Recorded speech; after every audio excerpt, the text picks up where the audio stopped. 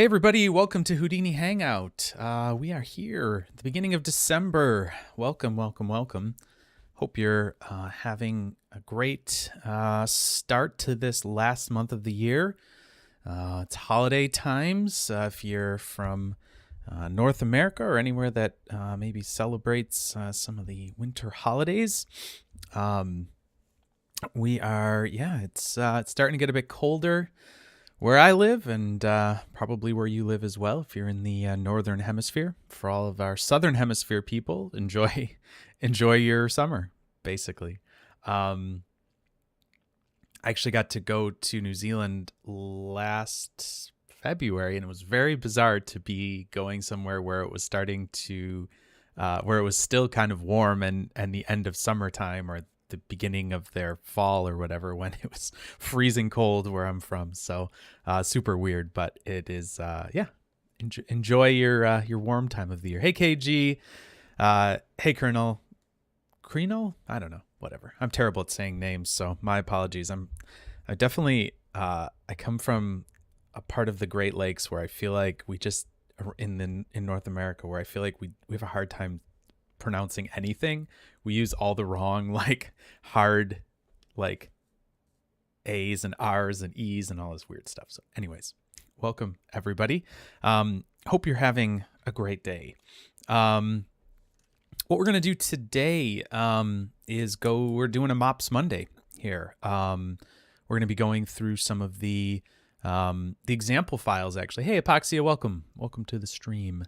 We're going to be going through some of the example files that are provided with MOPs, because it's actually something that a lot of people don't really look at, and they're great examples, and it's been a little bit since we've done a MOPs Monday, so I figured for my sake and for your sake, we'll kind of ease ourselves back in and and play around with some of these example files that I don't have to build from scratch. But as we kind of dissect them and go through them, we can sort of talk about them, ask some questions based on them, maybe poke and prod at the setups a little bit and see, what is working, what isn't, what are some of the things that are interesting about them, and some of the things that we might be able to learn from these different setups.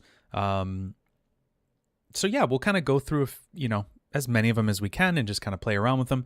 I'm gonna first go through the non-paid MOPs, the standard MOPs stuff, and then if we have time, we'll play around with some of the MOPs Plus paid stuff and kind of see where that gets us.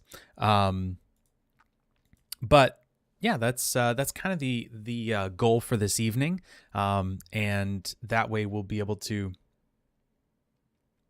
Oh gosh, I don't know, no preference. Twitch, YouTube, Houdini Hangout. Well, Houdini Hangout. The only thing that's a little goofy about the website itself is that there's not really a good way for people to be able to chat there. Just based on the way that I have that set up right now. I might be able to, probably right now the best way of doing that is, I don't think there's an easy way to chat on Houdini Hangout. So really, if you're on Twitch or YouTube, you should be able to chat pretty well. I feel like there's a lighter delay on YouTube than there is on Twitch, but I don't remember maybe it was the other way around. I can't remember. People have mentioned that to me before. I have no preference personally. I mean, whatever your preference is. It's even streaming on LinkedIn if you find it there. So if anybody is... Oh, okay. Got it. Twitch wants verified accounts only to chat. Got it. I see.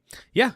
Go for it. You can watch on whatever and then chat through Discord. That's totally cool. There is a live. I've kind of tried to set this up in as many ways as possible so people can just kind of get to it however they want to.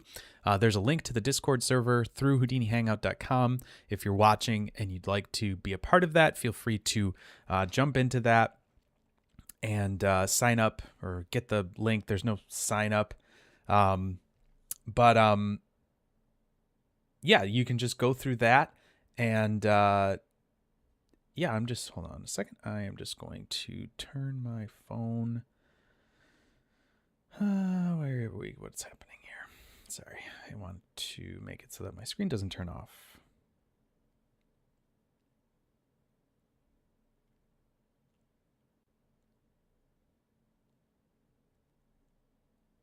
Oh, weird.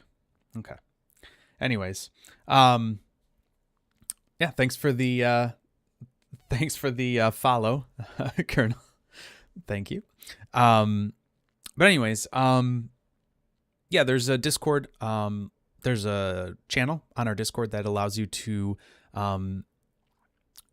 chat with the stream right through there. So if you feel like doing that, that's what Kiernel's doing. If you want to chat through YouTube or Twitch, that's totally cool as well. Those will show up either way, and there's a little relay function for that across each platform. So yeah, whatever is your preference is totally cool with me. But yeah, you can get all that stuff through HoudiniHangout.com. There's a schedule. There's the Discord invite. There's past streams. There is something else. There's probably another thing. But anyways, lots of stuff there to kind of get you connected to other people. And I've really enjoyed seeing everybody kind of just chatting and stuff like that on the Discord. It's been really great to see everybody kind of sharing information and that type of thing. So obviously that was what I had kind of planned this whole thing for people to be able to connect and chat and have a place to be able to talk and get help and things like that. Obviously those places exist. Sometimes those can be noisier places maybe out there. So if you want to have a little bit of a quieter community that's just for people that watch the stream, then there you go. You've got a place to be able to ask for help and show work in progress and get people's feedback and things like that. So I've really enjoyed seeing how active it's been recently and in the couple of years since I've started this. So it's pretty cool. Yeah, and if you guys have any questions as we're going through tonight, please feel free to throw those in the chat. There's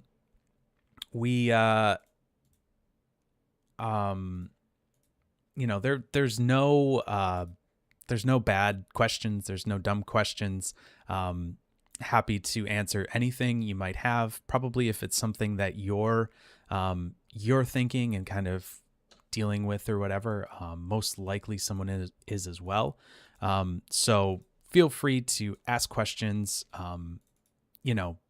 Whatever might come to mind. It's obviously helpful to have that and be able to have those conversations and things like that. So if you're seeing something and you're like, have a question that shoots off of it, that's great. If you have something that's totally different that it sparks in your mind, that's awesome as well too. So it's, this is an open question, kind of an open forum. So feel free to ask those questions. But I think with that, we'll kind of start and jump into some Houdini and kind of play around with some stuff.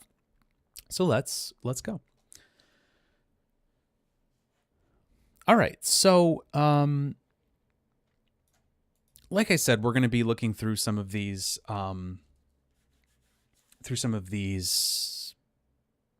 example files from MOPs. If you're not familiar with where these are, you can go into your, let me go here into my documents. I'll show you this in a second. And I have my, I've got my Houdini packages all in a folder.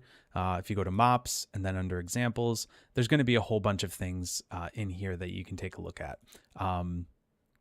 Different, oh, I didn't even know what these are. HHWW. I don't know what that is.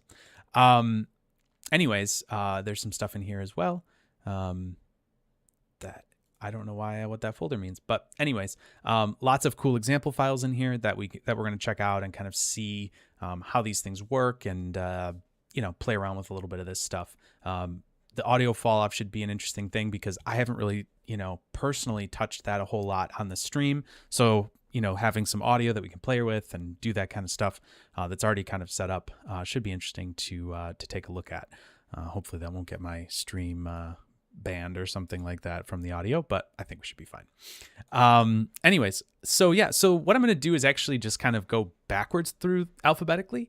I just kind of started looking through them that way, and why not do them backwards? Because most people start at the top, so we'll start at the bottom. Why not? So I thought this one was pretty interesting. There are ways of doing trails in Houdini itself. However, I kind of liked the way that this was added in here with the trails, the MOPs trails that's in here. And it kind of gives you a little bit of a different look and gives you some different options that are kind of all packed up into one. So let's take a look at sort of what is going on here and the way that this might maybe differ from the regular trail SOP, and how much maybe easier it is to set up, especially for doing some of this MoGraph kind of stuff that you're used to over in Cinema or something like that. So let's first take a look at, let's just move this over. This might just make it a little easier to see what's going on here. There we go. Okay, cool. All right, so we've got a bunch of boxes here. So let's kind of break this down real quick. So we've got a box. We're throwing that into an instancer, right? And this is in a radial mode here. You can see the distribution type is set to radial. Yeah, no problem. Yeah, G. No, I haven't been participating in the Vexember thing. Just so everybody knows, I guess I should do a little cross promotion there.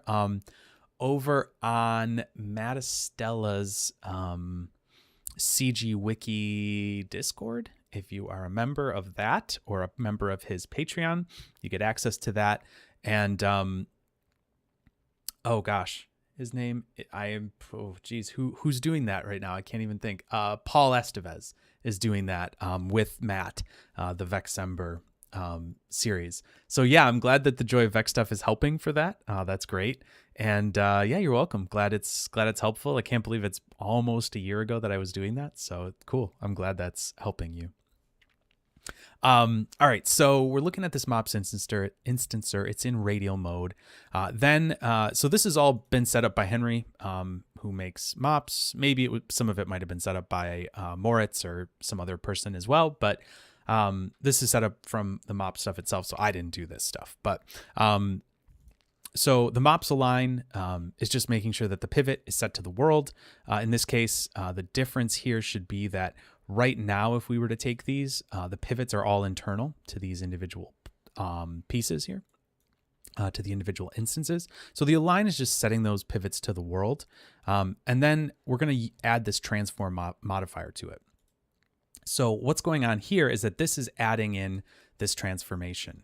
And it might not totally make sense what's going on here, but basically what it's doing is it's just adding a rotation around, since it's in local space, it's making the rotation around the origin, and it is then, as a result, it looks like it's just kind of going up and down, but these are actually going around and around and around in a circle on the plane that they kind of exist on, right?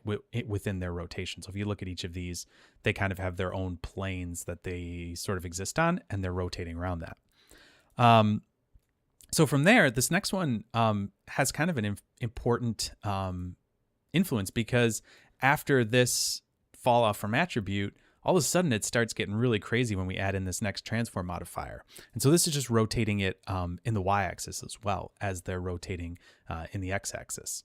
So this is adding some really cool stuff in, but you might be thinking, well, what is this doing here? Because what we should be seeing is kind of like this, right? Like it should just do this without this fall off from attribute. So this is just basically a way to say that we're going to use the ID of each of these like clones or instances, however you want to look at those.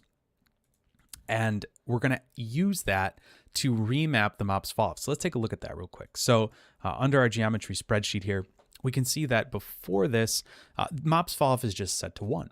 And so now what we're going to do is we're going to remap here. So we're going to fall off from attribute, and we're going to do the remap based off of the ID. So now you can see that the MOPs fall off has changed. So the ID is 0, and we're going to fall off down to here. So what this is set to is the first one is set to 0.5. The last one is set to 1. So now you can see between the ID of 0 and 19.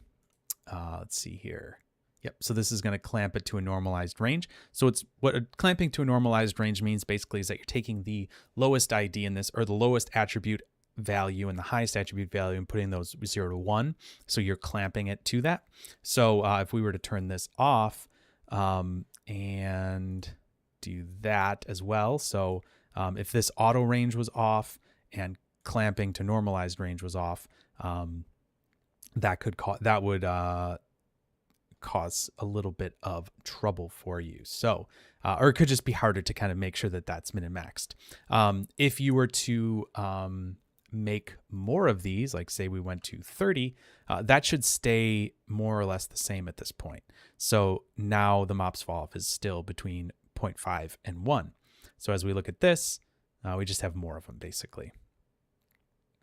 So really it's basically the same animation. It's just putting some more instances in there, right? So we can reduce or increase this however we might be interested in doing. And you can see that this is creating this kind of wacky, like figure 80 kind of thing going on here. We'll go back down to maybe 30 of those.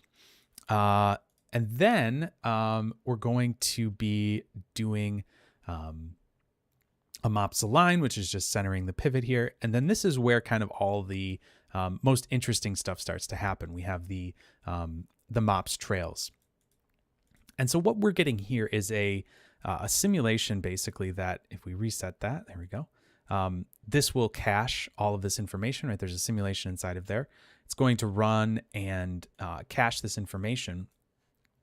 And what it's doing is we're giving it a start frame and an end frame, right? And the simulation, you got cache memory and all that stuff. But the really cool thing here is we're going to clip it by duration, right? So we can do it by duration. We can do it by length. We can do it however we might be interested in. So this way it would be 1 meter would be the max length. Or we could do duration, which would be 24 frames. So this is kind of really nice because if you look at the standard trail SOP, this here has like this trail length, trail increment, and cache size. So there can be some trickiness here to get this set up, and then you have to add your lines and stuff like that. This MOPs trails is basically taking that idea and packing it kind of all into one, where it's making those trails for you, and kind of doing a whole bunch of really nice stuff kind of on top of that.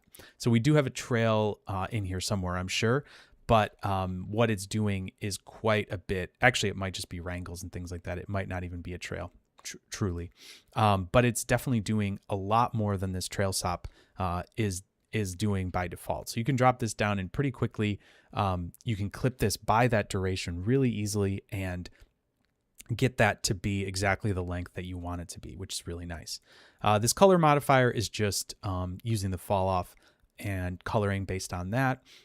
And then we've got this MOPs sweep spline. Now, I have a feeling, and I'm pretty sure that Henry has mentioned this before, that this sweep spline was done before the update to the sweep.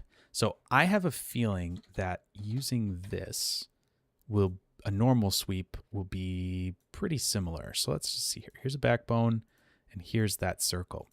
And I'm going to say, let's see here. Let's see. Well, the difference here actually is, oops, where are those together? And I'm going to put this on the XY plane. Just want to see what we got here. Yep. And then we'll do the cross sections maybe at 0.1. I'm not sure if there was a scale on this here. Backbone scale multiplier, maybe 0.35. Yeah, so that's going to be pretty similar, it looks like. I think the difference here is that we're getting some scaling along it as well. Yeah, the scale is ramping down, whereas over here I haven't applied that yet. So if I copy this parameter and paste this value. Now they should be basically the same. Yep. So let's just see here. So with this one, we're going to get 60 some frames per second. Yeah, this one's slowing it down quite a bit. So there's probably some slight differences between what these are doing here, but I think what you could safely say is that, yeah, this already is getting the color. So this one wouldn't get the color normally. So let's just do this. If we do this here, this is actually a little bit faster than the original setup that we had in there. So it's a pretty cool way to get trails, right? I mean, this is very similar to obviously what exists already in Cinema, some of the stuff that you might be used to already.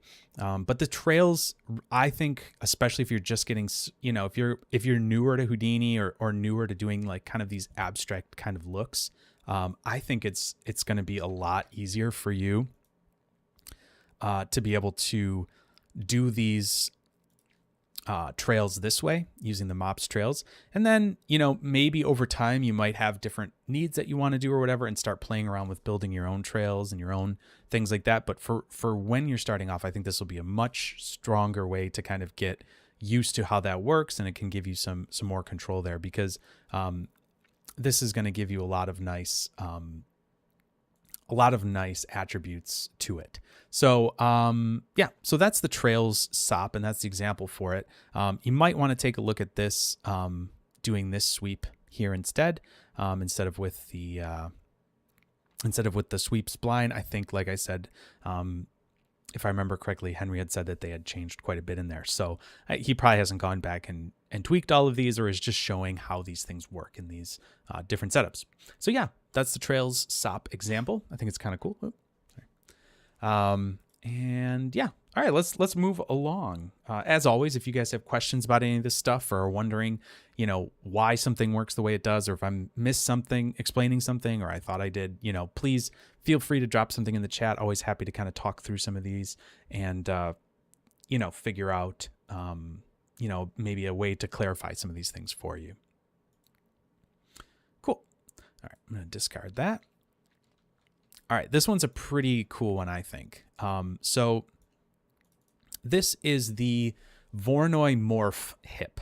This is interesting because so I'll just maybe play this back and you can see what happens here. And while you might be thinking, oh, this is like some sort of like, I'm going to just shorten this a little bit here. I think 72 might be good. So you might be thinking, oh, this is like some sort of like, thing where like you're morphing between each of these points or something like that. And like you have to count them all out a specific way. This is actually a cool little like short trick, I guess you could say.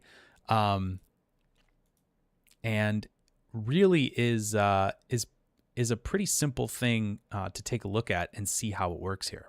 So what we have is we have two different pieces of text that we're starting with, right?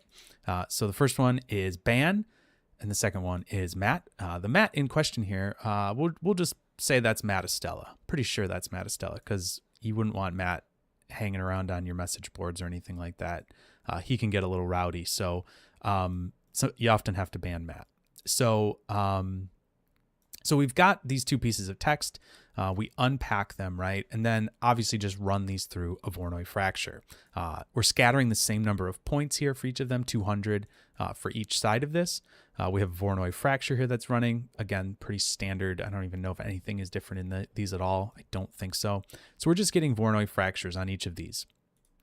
And then we're using MOPs convert to turn that.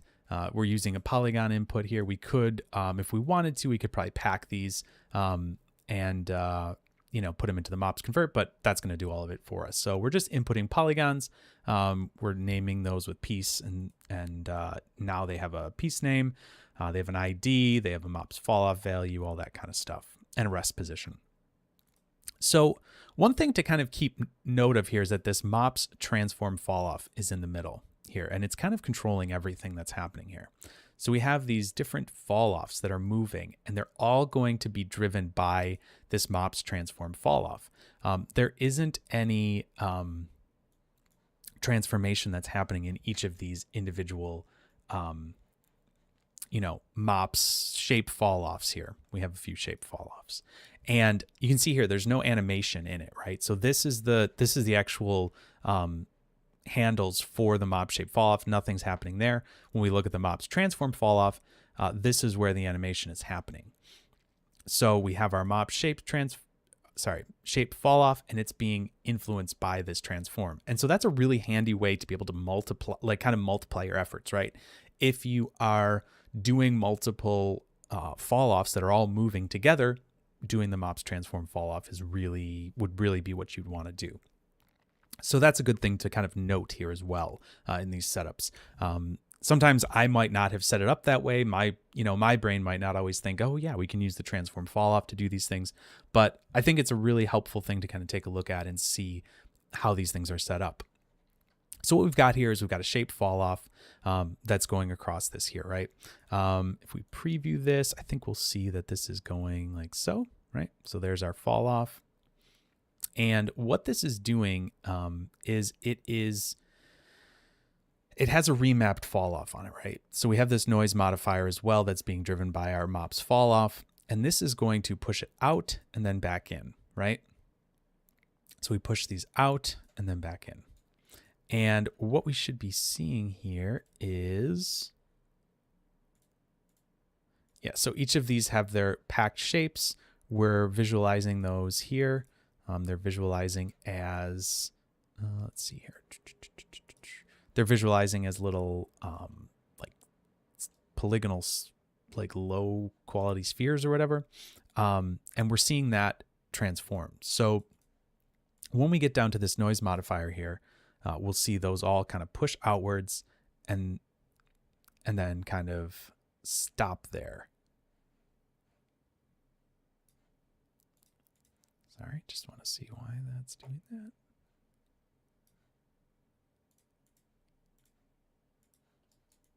Okay, cool.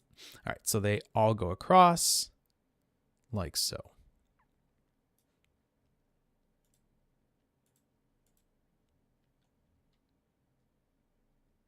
Actually, yeah, there we go. I think I might have clicked that off by accident. There we go. Yep, I did. I was like, didn't that go back at one point? I just clicked the wrong thing. All right, so there we go. So it's moving out and back in. Cool. So that's what we wanted to do. So it moves out and back in. You might think, okay, that's a little weird. And then we're going to do some randomization to it as well. So this is going to make it so that they all kind of pop out in random sort of directions. And if we turn this off, we can see that it's really orderly now. So it just kind of pops out in some random direction.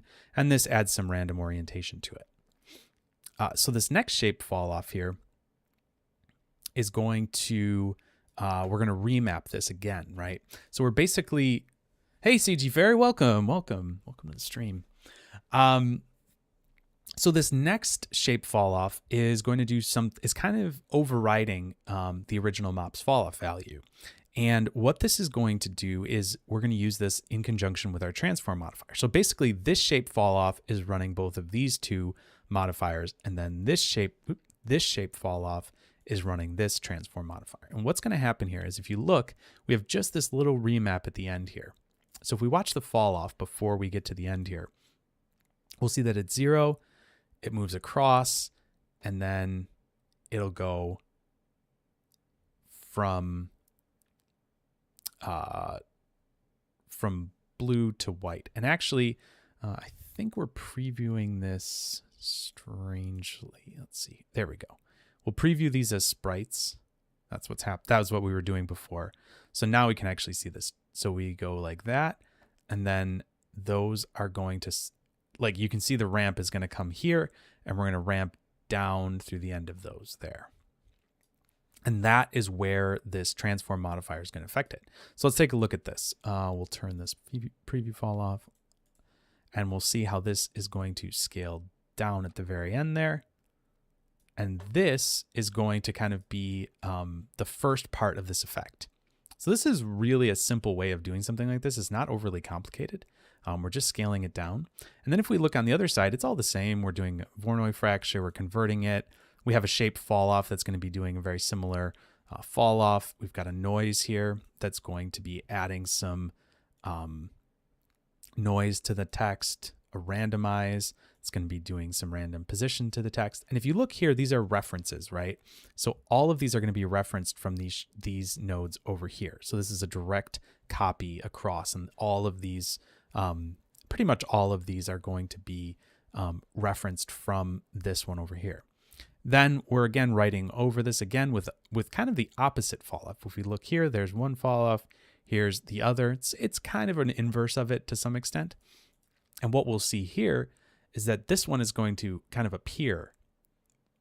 And when we merge these together, we get this really cool effect of this one kind of coming on, then it kind of transferring off like that.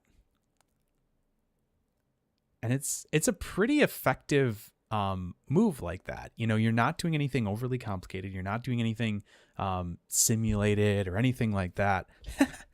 Yeah, it's a fun little effect. This is obviously very similar to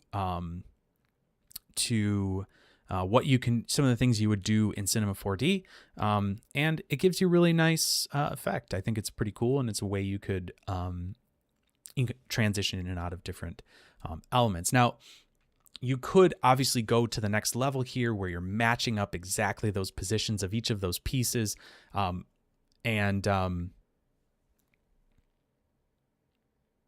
Yeah, Mirko, that's a great question. Is it possible to isolate two pieces belonging to the same ID? Sure, of course. Yeah, we definitely could. Let's see here. Yeah, in fact, if we look, there should be double IDs for each of these. So that should be really easy to do, actually. So let's take a look at that, because Mirko makes an interesting point here that there are identical IDs for each of these two pieces. So let's isolate those and see what they're doing.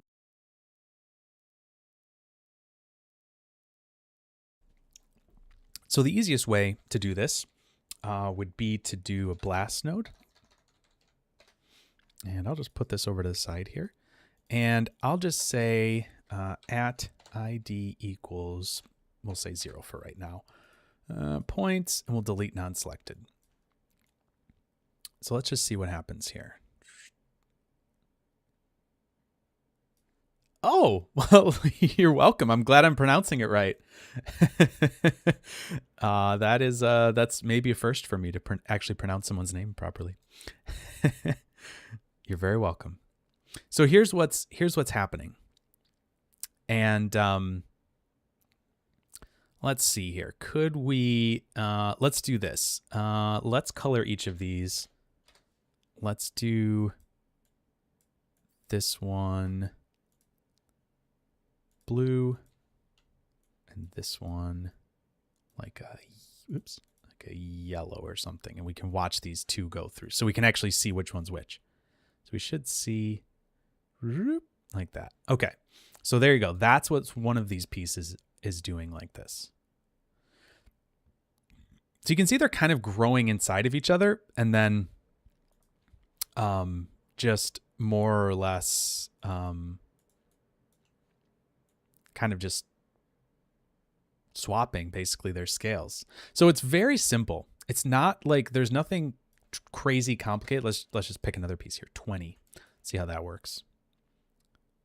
And so actually they don't even have to be on top of each other, right? So these numbers don't even have to coincide with each other. It's just really their position in space that's driving where they're transitioning, right? So another thing I should just mention for those of you that might be joining is that this is all MOPs, right? These are MOPs, the MOPs toolset. And this is all from the free toolset. So if you go and download that through the GitHub, and I'll show you that real quick. Here, let's see. If you go to motionoperators.com, check out their GitHub page right here. You can go here and download the latest releases. The experimental ones probably would make the most sense unless you're working in some production environment for some reason. But yeah, Henry does a good job of making sure that those are all working and things like that. So yeah, it's a fun little effect. And it certainly is interesting to kind of see how those all transition. If we look at it this way too, we'll see kind of the change. And that's the thing, is that we're kind of hiding this in plain sight, the trick, right? So it works, right? It works because we're driving it all with the same position here, and everything's kind of working in tandem. So these example files are found within the MOPS toolkit. You can find everything in there. This one's the Voronoi morph. So I thought this one was pretty cool as well. Yeah, exactly. Right. Yeah, I think you're exactly right. I mean, that's kind of the beautiful thing about these MOPS tool sets, is that it can really, because we're packing geometry, we're using, and it's set to kind of control these all in a very intuitive way, especially if you're coming from Cinema 4D. But I think in general, it's stuff that makes sense. We're using fall offs and modifiers basically to create these. But yeah, I think sometimes it could be really tricky to think about orientations of packed pieces like this and transforming them. Doing some of these fall off things could be a little tricky to do on your own. So starting to play around with some of these and getting kind of a sense for how this stuff works, I think is really interesting and cool to work with. So yeah, I'm glad to hear that this maybe takes away some of the difficulty of that. And I would really recommend taking a look at the tool set. And then if you like it, I mean, the stuff for like MOPS Plus is really cool, because then that adds in all the DOPS kind of level stuff, which is really cool. But that does cost some money, but anyways, it's a cool tool set. All right, so that's kind of some of this Voronoi morph, which I thought was pretty neat. Another thing I want to show you is the texture instance grid. I thought this was kind of cool. So we'll just close that there. And sorry, I'm going to open I'm just going to be resetting this every so often, because I know Henry makes these in the build, and that's fine. All right, cool. So here's our main geo. We have these two different networks here. And the reason that this has been built this way is to kind of show a really important thing to understand. Well, first of all, we can really easily add a material or anything like that to these MOPS instances. It's not particularly difficult to do. This again is a very simple thing. We're adding a MOPS instancer here. So now we have all these boxes in a grid. Let's see, we'll do flat wire. Oh no, you won't even see that with flat wire shaded. So anyways, here's our MOPS plane fall off. This is going to do is just add a fall off to all of them. This is going to add noise to them. We're affecting the rotation only.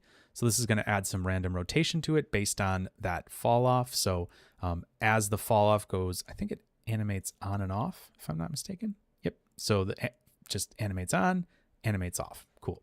So what we can do here is we can unpack them, right? We've got all that animation. We'll time shift these so they're all stationary.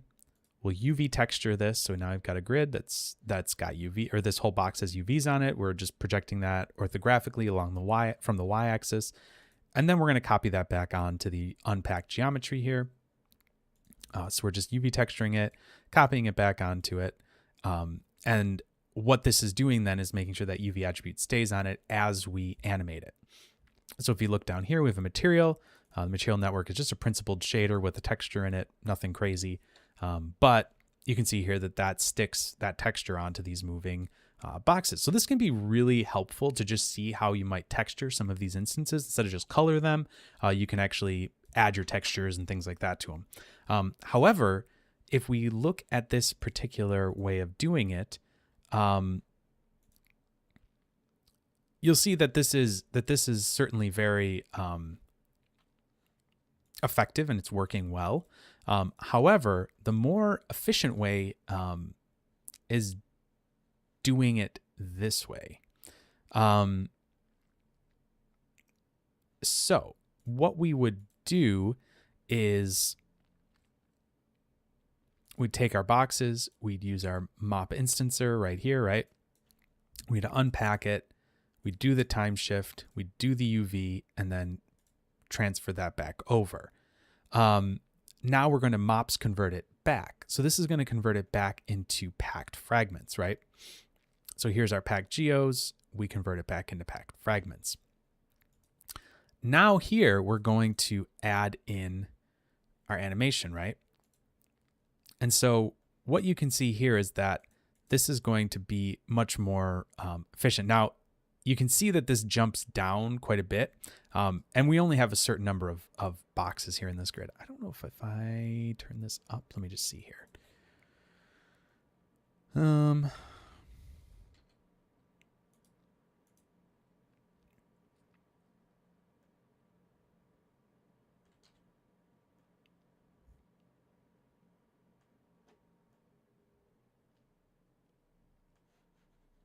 All right, I just want to see. I think that's the same as what we had before, right? Yeah, I think so. We have 100 there? Yeah, okay, cool. So let's just add in some more boxes here, just for fun. All right, there we go.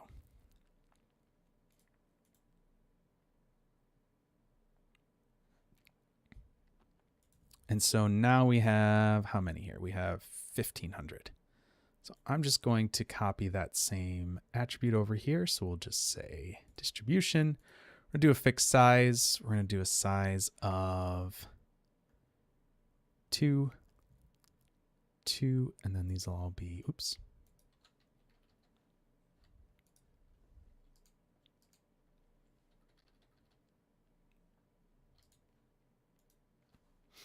Oops.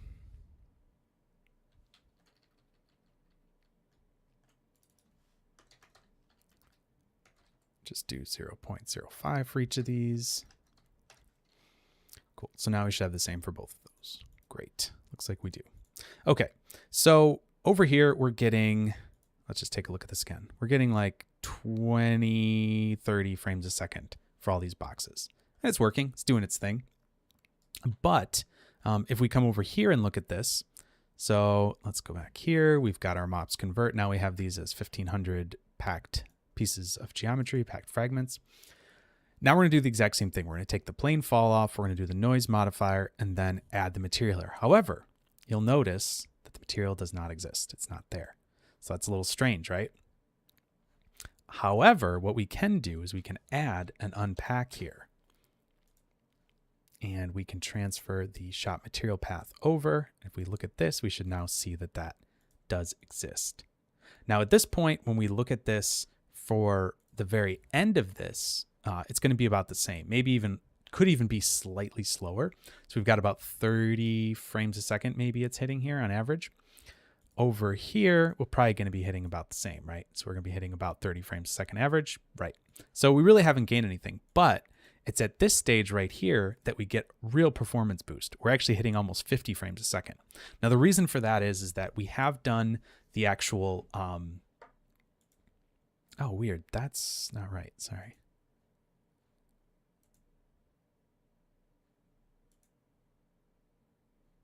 That's weird. Why does that look so weird?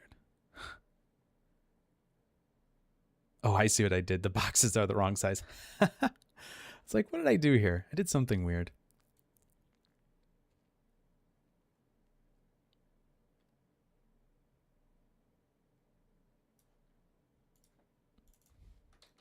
I was wondering why that looked so bizarre.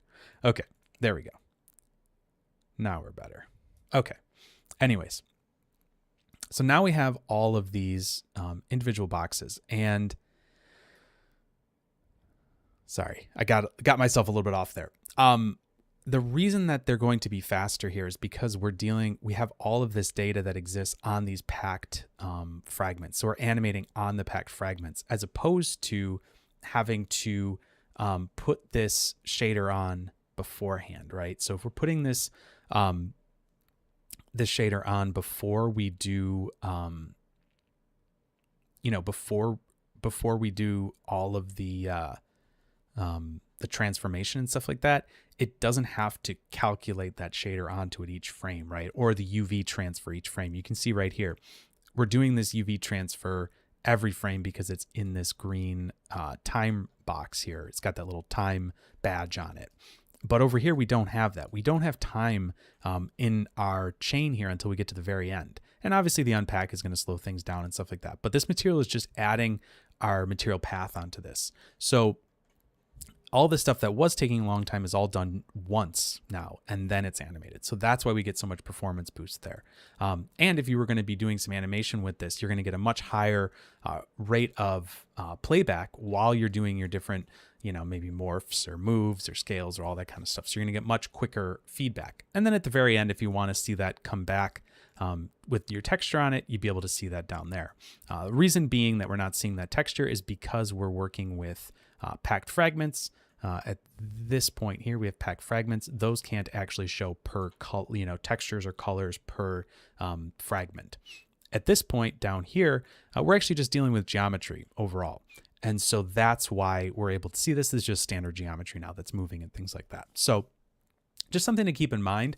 But I just like that this showed some textures on some of these objects and things like that, whereas I hadn't really done a ton of that previously. So I think it's just a good example of, sort of what's able to be done here, and some of the things to think about when you're working with these different UVs or colors or things like that per instance in this case. So hopefully that's just at least interesting, makes some sense, gives you some ways to be able to work with some of these different types of textures and things like that, and different ways of going about working with them. Because if you needed to see it live, this might be the better way of doing it. If you don't mind seeing it until the very end live with the color and stuff like that, this would be the second way would be a better way of doing it. So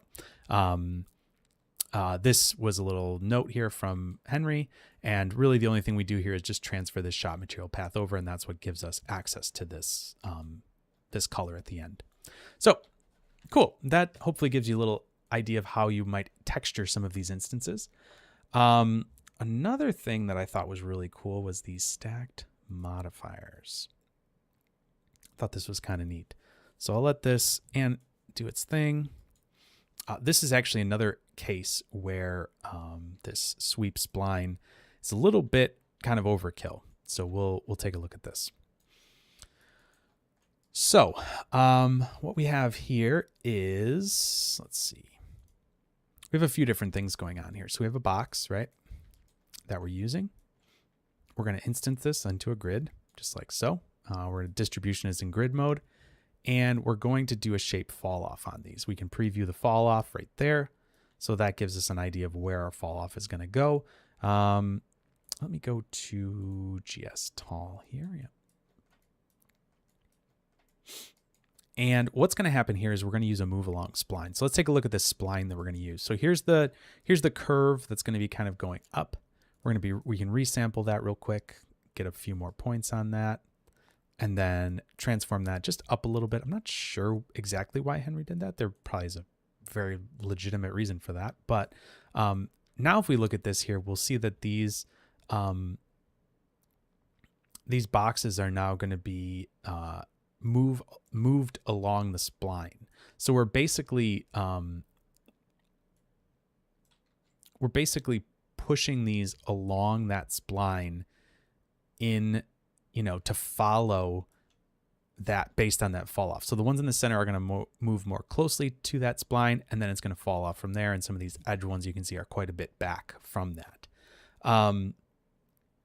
So we have our curve settings here. I believe that this is going to be, between samples. So this is setting kind of our sample between those points. If we do this to 0.2, I think that might change it a little bit.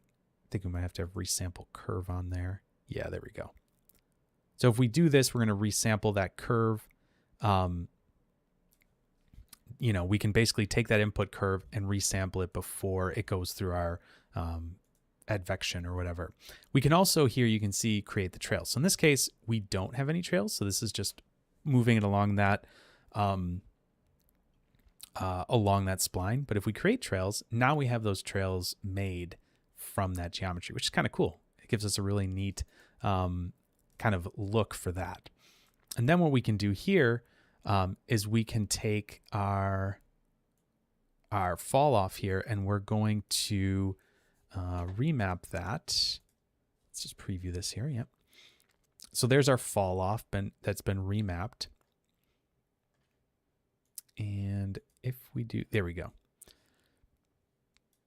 So you can see that this is now remapping across all of those individual splines, right? So we're taking our MOPS fall off and fitting it and outputting it again as MOPS fall off. So let's just take a look at what has changed there under MOPS fall off. There it is. Let's see here. So we had a lot of these that were kind of between 0.5 and 1. Now we're doing auto min and max, and we're bringing this now from 0 to 1. So that's changing that a little bit. Then we're going to get to this curl modifier. And what this is going to do is curl trails off of those original lines. So let's take a look at this here. If we do that and this, I think this might show us a little bit better what's going on here. So we can see basically that now we're going to add trails off of these. And it's going to be a little hard to see, but basically the higher that the MOPS fall off value is, we're going to be adding more of this kind of curl onto it, right? And we're going to advect kind of away from that. You can see that this advection steps is kind of driving how far we're going away from these original curves. What was that set to originally? Maybe 30? 50. Okay. So there's some noise that's been changed here. And if we delete the instances, yep, we can delete the instances and we're just going to keep the trail here. So basically this is just taking the trail lines from it. And if we look at what's output here, we can see that now we've basically taken those original lines as starting points and advected off of those and made some really interesting trails from that. And then here, this is a color modifier that's just been done from the MOPS fall off attribute. And then there's a sweep down here at the bottom. And again, we should just be able to take a normal sweep here and take the backbone. I'll take this circle over. So I'm just going to get rid of this original sweep here. Let it do its thing. Let's just see if there's any controls here. Oh, interesting. This is an even older version of the MOP sweep spline. So there is actually a 1.1 that's been made as well. Here's the scale. Max scale is the 0.1. So I'm going to just scale this to 0.1. There's the ramp scale. I'm going to copy that parameter and I think we're going to want that. And let's just paste that value in there. So we'll get that ramp. I think this should be more or less the same look and feel. Yep, should be.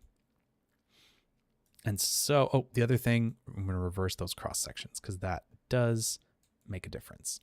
So now you can see we've got all these swept curves that are all doing their thing here. It's pretty interesting. It's a neat effect. Yeah, for sure. It could be a volume velocity with volume trail. Yeah, for sure. Yeah, we could take a look at that real quick, actually. It's a good question. Let's see here.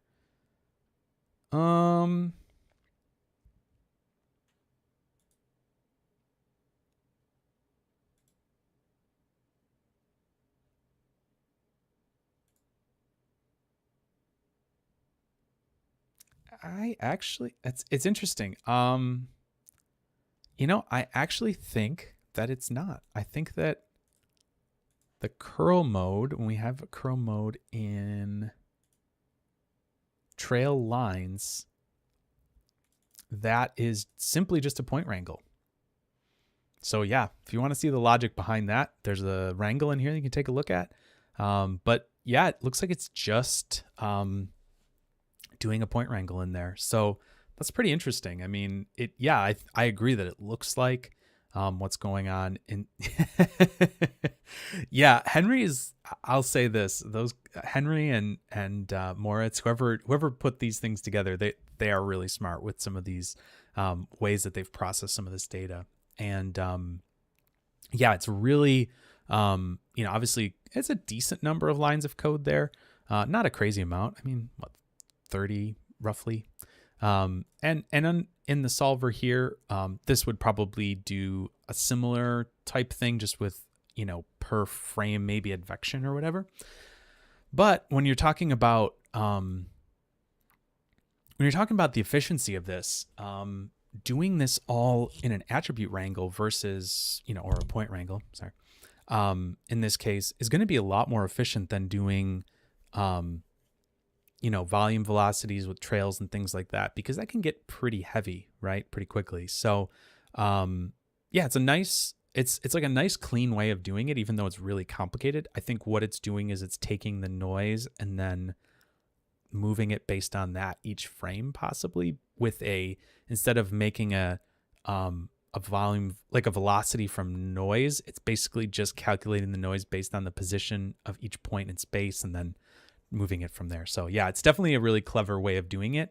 And the advect would be similar, maybe the last mode. I'm not sure how that would differ.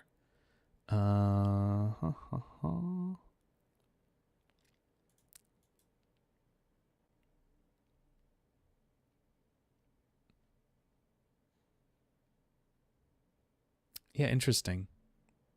The advect did not do that. Well, anyways, like I said, it's a very clever thing. You can go in there and take a look at everything. I'm not sure why that one wasn't what that mode was doing or whatever, but yeah, I really like this because it's kind of cool. Like the idea here, the reason it's called stacked modifiers is like you're basically modifying it once with this move along spline right here, and then you're modifying it again with this curl modifier, and that's adding these like kind of cool instances of kind of visual interest onto this just pretty basic setup, really. And it makes a really cool makes a really cool look in the end. So you could do something like that for stills. You could do something like that for animation if you wanted to. Obviously, this is incredibly heavy. We're dealing with something in the line of 17 million points here, so certainly isn't a light setup, but there it is nonetheless. So something interesting, at least, to take a look at there. So cool. All right. So another thing I wanted to take a look at here was this spread fall off. I'll just discard and open this. So I really liked looking at this because change it back there. Cool. All right. So this is interesting because we've done some of this type of a thing in the spread, like the fire spreading thing that I did like a couple months ago. Sorry, give me 1 second.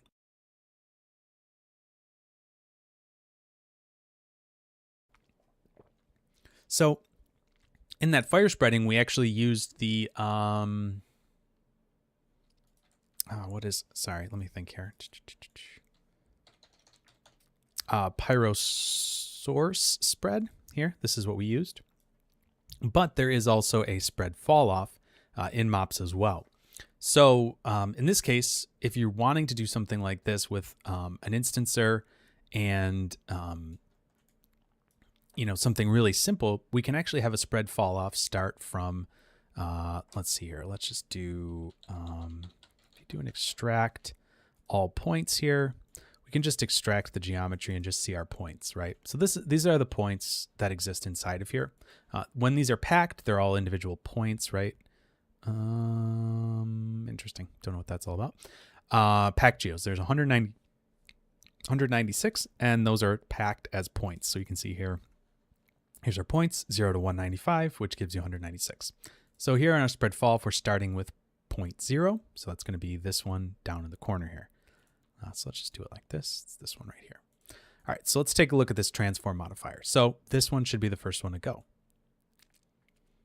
And there we go. We see it slowly collapsing down and going up to the top like that. So you can see here, this is just a super simple spread modifier, basically. However, we can take something like this spread fall off and play with it on a more interesting piece of geometry like this. So let's take a look at what's going on here. And I think this is kind of neat because I don't think I've really shown this very well in what I've done before. But what we have here is a sphere, right? And we're going to be starting from some positions here, right? So we have two positions that we're going to start from, 0.0 and 0.1. And these are going to be the start points for our spread fall off. So these are actually going to be our starting points. You can see there's one above, one below. So here's our spread fall off. if we visualize this, I think we can preview this. Will that show? Yep, there we go. I'll turn these points off. So we'll watch it down here. The closest ones to this are going to get it first, and then it's going to slowly spread across like that. So you can see how interesting you can make this, right? And then we have this mountain attribute. It's important to remember that this mountain attribute is added after the spread fall off, because that means that those spread fall off attributes exist on here, and those aren't going to be changing. So now we're just changing the position of those points that have that spread fall off. So there we go. If you were to switch around this mountain up here, it would actually cause some weirdness, I think. Let's just take a look at what this is going to do. So it sort of is working, but I think what you could run into with this is that you could find that your geometry as it moves around would get differing influences, and it might mess up it won't like evenly go from, fully, 0 on the fall off to 1, smoothly. It might jump back and forth. So just something to keep in mind. But okay, so we got this mountain, it's falling off across it. So that's cool. And then we've got this template output. Over here, we're just using this default box with our MOPs instancer here. And we're using the template object here, template. And the one really interesting thing that I don't think I totally realized from this was that if you have attribute, it's right here, you've got this copy template attributes, and you can copy across MOPs fall off from this actual template object. So in this case, we're copying each of these boxes to, let me just change this to maybe dark gray. Yeah, cool. We're changing this so that now as that fall off comes across, it's going to make that transformation. And we can't see that just yet, but if we look here at MOPs fall off, we'll see that there is actually some fall off happening here, right? So we have these values going from 0 to 1. And if we come down here to our transform modifier, we are going to see that this is going to fall off based on those attributes, right? So there they go.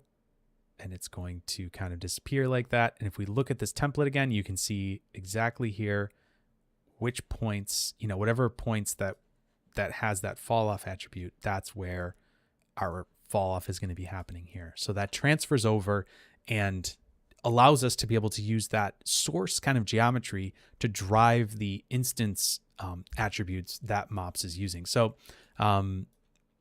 somehow along the line, I might not have really understood that from the MOPs standpoint, but it's just a really cool thing that this instancer copies those attributes across, then that we can just add a transform right after the fact. And anything we did over here will just come through that way. So I think a really helpful bit of information to know. And it's definitely really nice to have that attribute kind of come across and be used either way like that. So a nice little way to be able to use those attributes from one piece of geometry to the other. So that is the spread fall off example file. And let's take a look at another one as we're going. If you guys have any questions, again, as we're going through these, please feel free to drop those in the chat. Happy to do that. Happy to kind of talk about anything you guys might be curious about. But I think this is hopefully this is all good information to kind of get our minds back into this kind of MOPs tool set and see some of these example files. And it's good to know kind of what's in there as well, because you might be like, oh, I really want to set this up. And you, instead of having to go through my streams or dig through anything that I might have set up, all these things here are here for you already. So, and are set up properly and well. Okay. So this one is interesting because it's very, this is sort of a similar process to, let's see here. What is it? Transform pieces, I think.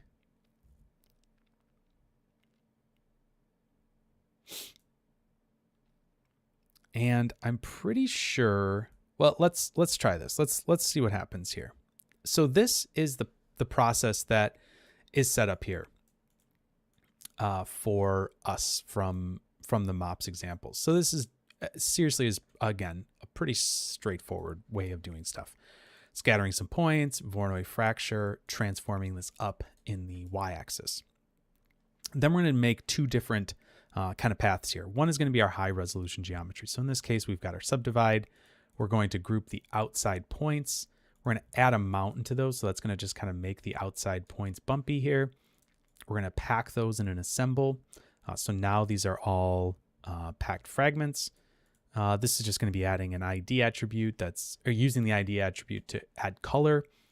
And then this is promoting that from the primitive to the point. So there we go. So now we've got this geometry here. On the other side, we're assembling those packed fragments. We've got 53 of them. We're going to do the same color. We're going to promote the ID as well. Then we're going to run that through a DOPNet.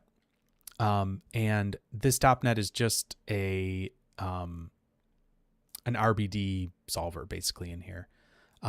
This could just as easily be the SOP RBD workflow. However, there's a possibility this was made before that. I don't know the exact time frame, but anyways, so all this is going to do is just basically drop this and it's going to fall apart, right? So it's nothing earth shattering, but it's just a simple RBD sim. Here we're going to extract some of the attributes from that, right? So what this is going to do is it's going to pull out the pivot and the scale attributes. So let's see here. There's pivot. I think that's what it's going to be pulling out. Let me just see here. Yep. Pivot and scale. So we have orient. We have the transform. We have, simplify scale. Sorry.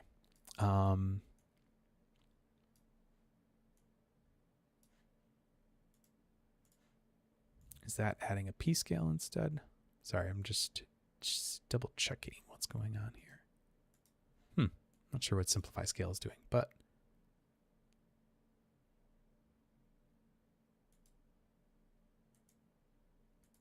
interesting. Anyways, so this is just making sure that those attributes exist. And then over here, we're applying those attributes to this other geometry. So as we play this back, we'll see that now our high quality geometry is transforming. And this is a really common workflow in the kind of with RBD and with pieces and stuff like that, like packed pieces that are simulated in some way. This transform pieces is a newer workflow here. So let's just see if this, not sure if this would work or not. Let's see. Might.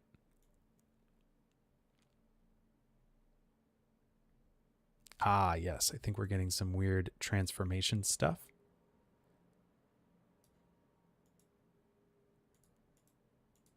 Yeah, we're getting some weird pivot issues and things like that here. So,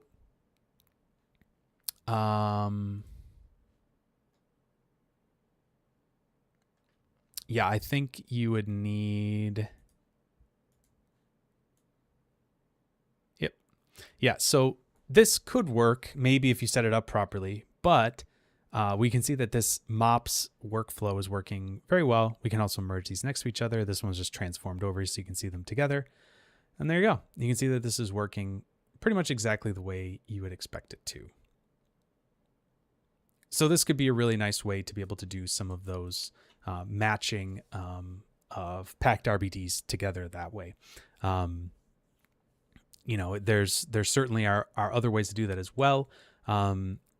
And within the RBD setup, you do actually get your proxy and your high res together in that workflow. But if you wanted to go about this the more manual old school way, this certainly would be an interesting way to go about doing that. So just good to know that it's there and kind of what some of these things might be helpful to do. Cool. Cool. All right, let's go through some more of these. So I haven't been able to go through every one of these, but I really liked this one here, this neighbors, because it had this really cool plexus effect. These Voronoi connections are actually something I think that are sort of a little bit redundant at this point, because this is using the old Voronoi fracture. So the new Voronoi fracture will actually give you these connections. So this is a little bit redundant, but I liked this plexus effect here. So let's take a look at this. It's kind of neat. There we go. Do this one. Great. Okay, so we've got spheres. We're using those with the MOPS instancer. Those are being done into a spherical distribution. You can see here that we've got a cone angle around the sphere. So we're setting that to 180, radius of 1. So it's basically just a hemisphere. We're going to be using the find neighbors mode. What this is going to do is output the packed primitives and a null here of this neighbors kind of network here. And so we've got this noise fall off. This is going to add noise into this, right? So we're going to add some MOPS fall off noise here. We're going to randomize this. So we're going to randomize the orientation. Here you can see the orientation is kind of randomizing.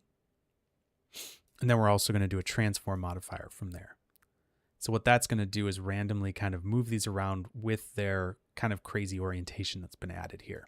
And then we're going to use another MOPS neighbor to kind of connect these together, right?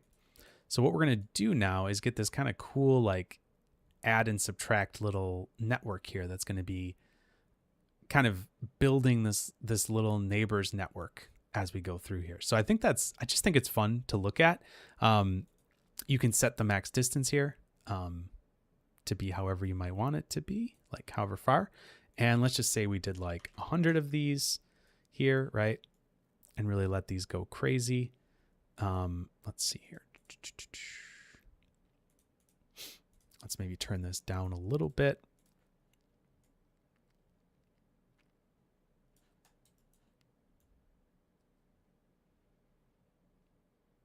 So yeah, you can get some kind of cool little examples there. Get some neat little connections and random things happening there. But yeah, I thought this was just kind of a cool little effect to have these kind of connections that build and kind of pull out and delete and stuff like that. As you go, this could be a fun little motion graphics thing to use or whatever, but you can see how this is obviously adding into, adding and subtracting from each of these individual pieces as they get within their close neighbors here. So that's kind of adding and removing them. And we have, so this first one is finding the neighbors, I should note. And then this next one is connecting to neighbors. So if we did find neighbors here, this would be obviously different because they would just all stay connected pretty much. However, if we connect to neighbors using the MOPS neighbors attribute, that is going to connect and delete these based on this original network that exists here. So this is going to be using that network to kind of create them when they get close enough within a certain threshold. So that's specifically what those two nodes are doing and how you can use those kind of in conjunction with each other.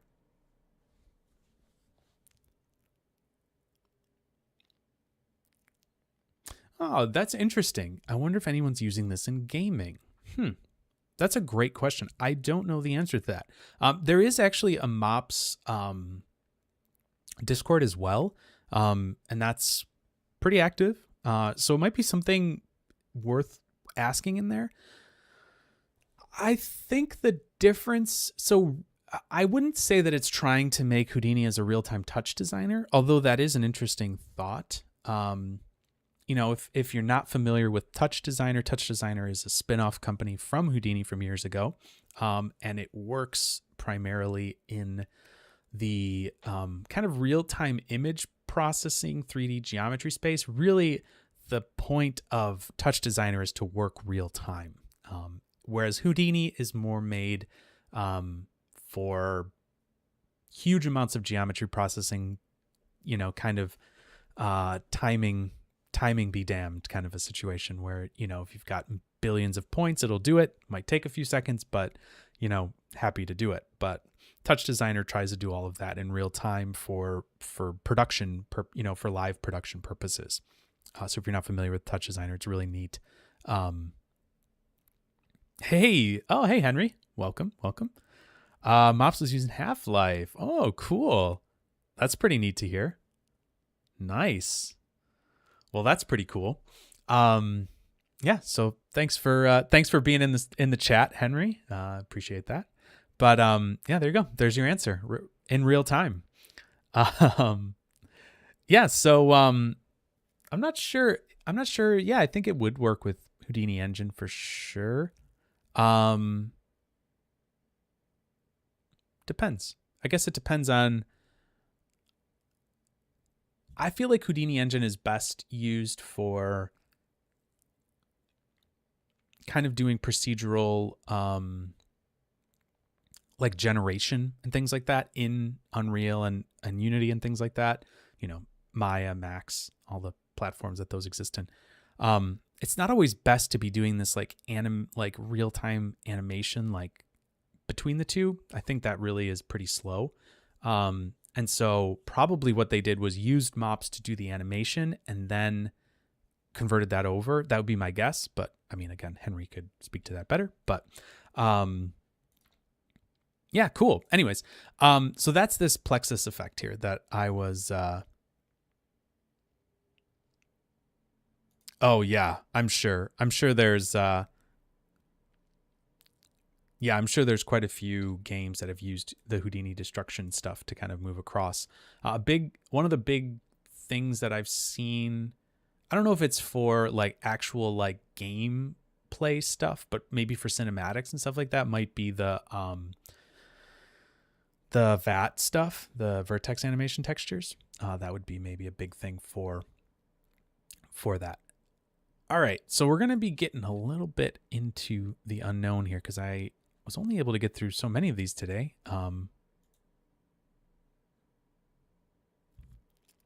There we go. Yeah. MOPs would, Henry was just saying MOPs would be best used in offline animation, sent out to standard FBX or to Bones using lab skinning converter or to VAT vertex animation textures. So yeah, so usually that's, I think the case is you would use it for offline kind of animation and then convert that over to something that a game engine would be happy to kind of ingest. So that way it gives some really good control for some of those effects and then gives you a really nice light kind of output to bring over to an engine.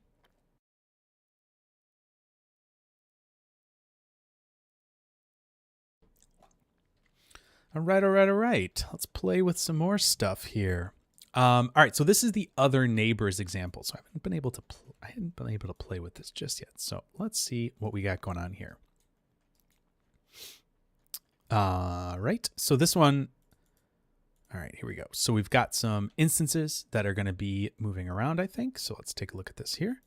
So we're moving them around, just jiggling them. I'll put the real time. And then we're going to have the neighbors connections. So this is going to be finding neighbors. It's going to be making connections based on if they're going to be close enough together.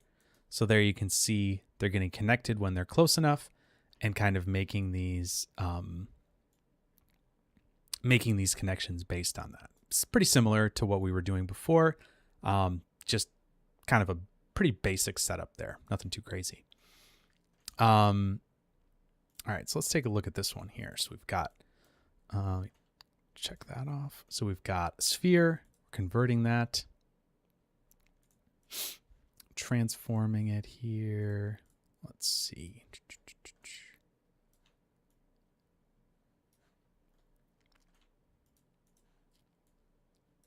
Okay. I think I see what's going on here. So this one is going to find neighbors based on this top piece of geometry here. So what we're going to have is two different groups that it's going to be using here. So in this case, we have a start group, which is this. And we have an end group, which are these. And these are just made with a MOPS instancer. So all of these are now packed into MOPS geometry, right? So this transform is just moving it up. This transform is moving it back and forth. And that's adding a group to it. Here's our instancer. We're taking this platonic, putting it into the instancer. This is just transforming it so it's underneath those.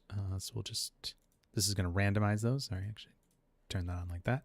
So it's just going to kind of randomly put them in space like this. And we merge those together. Now these are all MOPS geometry. We've got 100 packed geos and 1 packed fragment. And when we run this neighbors on it, we're going to use a search radius here and a certain number of max connections, in this case 120. Is that how many are here? No, it's slightly more than what's there. So this could connect to all of those if needed. And it's going to be using the start end groups connection method. So, so here we have the neighbors. All right, so if we do this and we just do it like that, we'll see that these connections are made back and forth like so. And this should work. Let's see here. Let's do a MOPS randomize with the new version. I think there should be.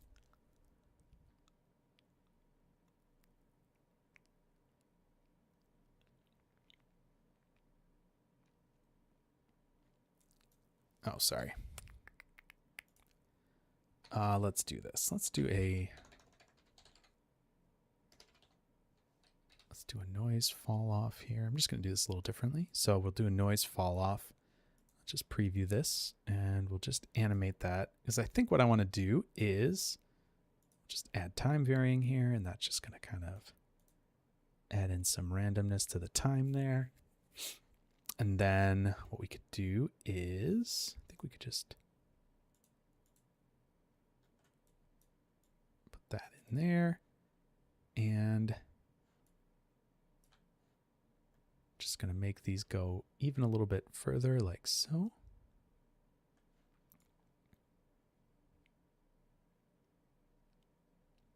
There we go.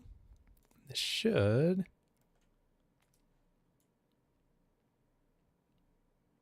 it'll make the connections based on whether or not they're close enough. So if we turn this down, we might see this even a little bit better, maybe 0.7. So this will only be the ones that are closest to it. So as they kind of come up and down even, they'll make some of those connections and break them.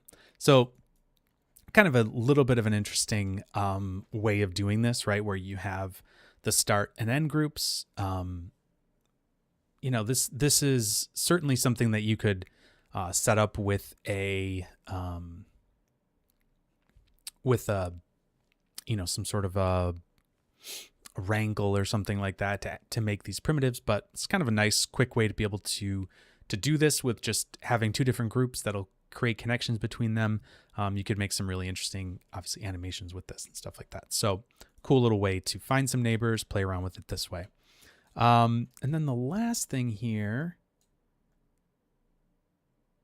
Yep. So this is going to be similar, I think, to what we did before. Let me just double check here. So this is moving them over. Got the noise modifier here.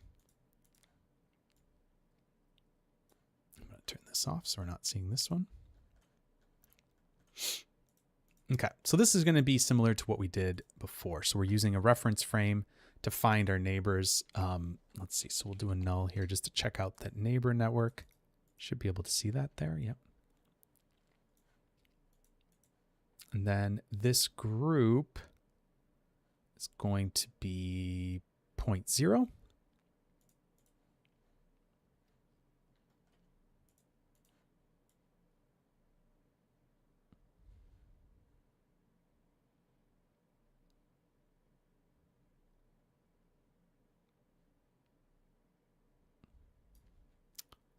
Okay, so we're connecting based on that original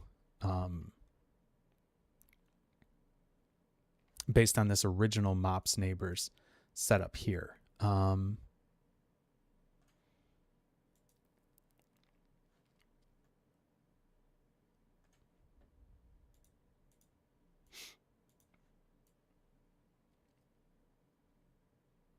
there we go. We should see that that changes based on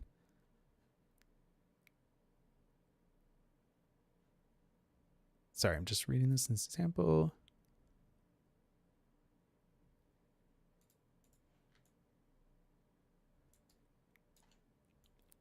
Right. So each of these are just showing you basically how the distance that's being accumulated. So cool. So this is just an interesting little variation on some of those neighbors calculations. All right. So let's take some more of these. Let's do this one. Let's look at the move along mesh.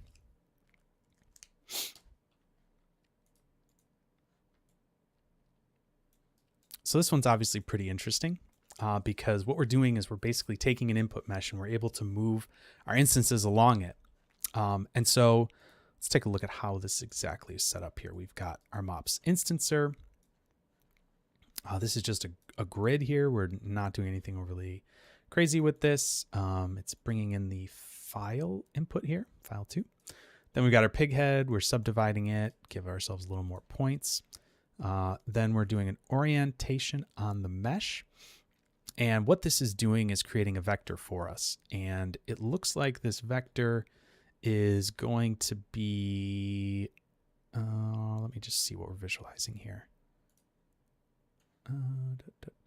Visualize the up vector. Okay, so we're visualizing our up vector, and that's the vector along which these instances are going to move. So that's what's happening here. We're using this orient mesh to calculate this up vector, and from there we can use this comb. That's interesting. So that should be. I think if I hit enter here, this would allow me to comb some of these around, I think. I'm not sure if this will exactly work the way I'm thinking, but let's see. No, that's not exactly working the way I was thinking it was going to.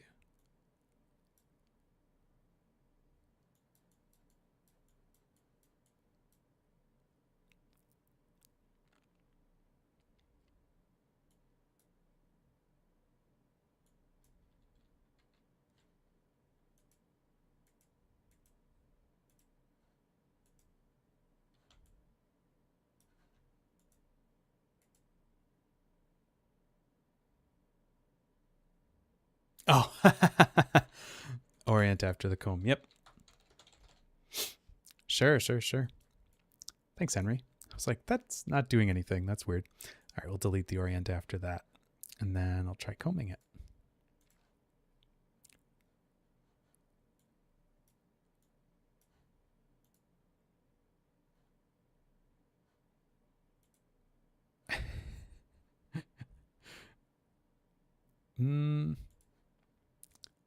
No, I don't think that's doing it, but that's okay. That's all right. It's still really cool to see. Not sure why the comb isn't particularly working, but that's all right. So what this is doing is basically looking at this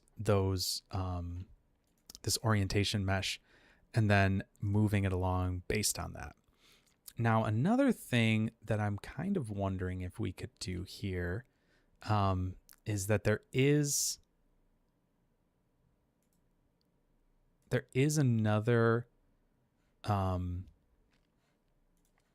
wait a second. Sorry. Just realizing something. Thanks, Matul. Little game info from Matul there. Apparently, gee.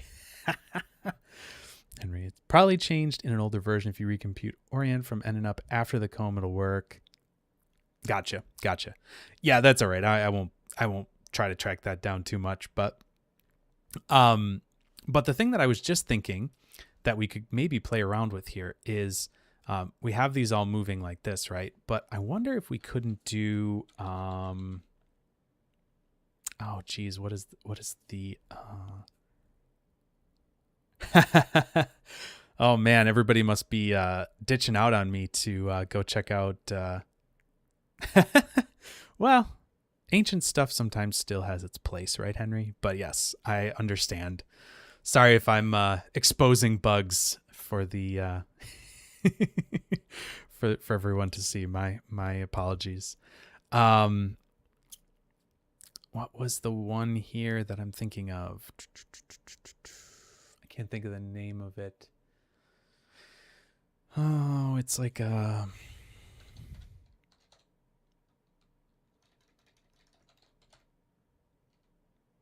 tangent field. That's what it is.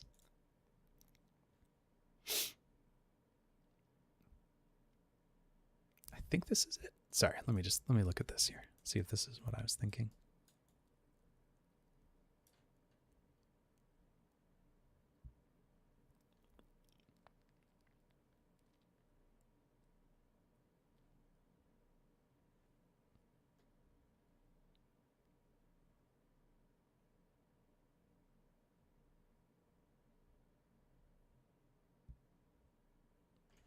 All right, let's visualize these and see. So what the tangent field does is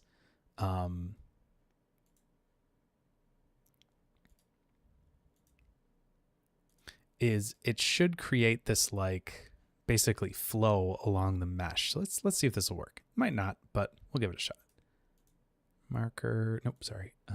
Marker vector. There we go. All right, that looks like that's doing its thing. I'm just going to turn this off. So there's that. And then let's see. Field 1. Just going to go through these and see. Marker vector. Just want to see if these actually...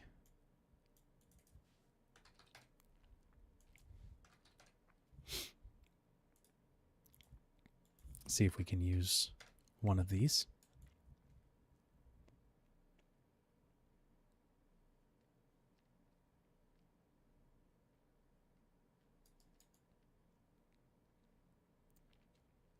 Yeah, let's try that. All right, so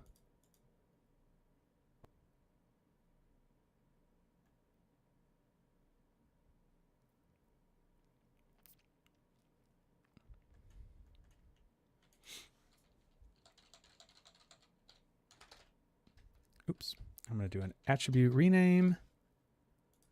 We'll just say, let's just see if we can do this. Field 0 to n maybe. And then this might not work, but we'll give it a shot.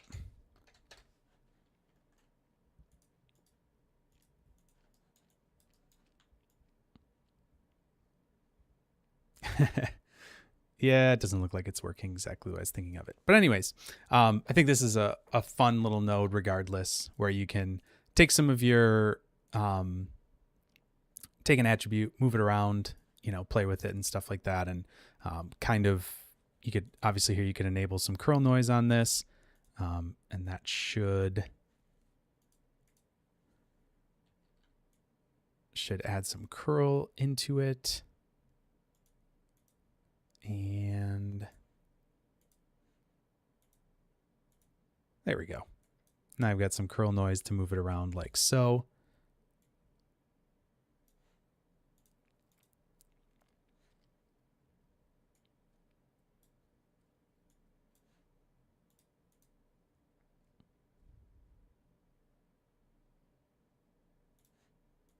Yeah, we could play around with some other noise types and things like that.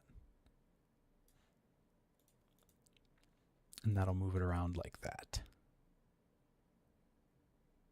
So yeah, anyways, interesting things that you could play around with there. And oh, so the tangent field, I'm pretty sure, has something to do with the what is it? Quad remesher. Not sure Not sure exactly what it does with it, but it was some of the logic here was kind of built into that, if I'm not mistaken. So yeah, there you go. Maybe that would be something cool to add into there, because I believe what it does is it tries to minimize the number of like singularities in like the flow field. And so yeah, it's pretty interesting. So there's your singularities or whatever, but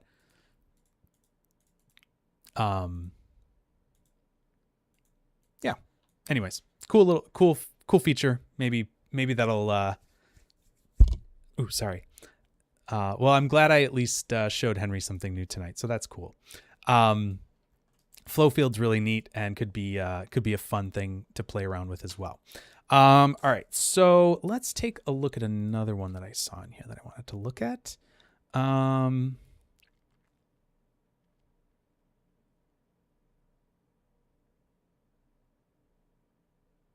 Let's see. Let's take a look at this one.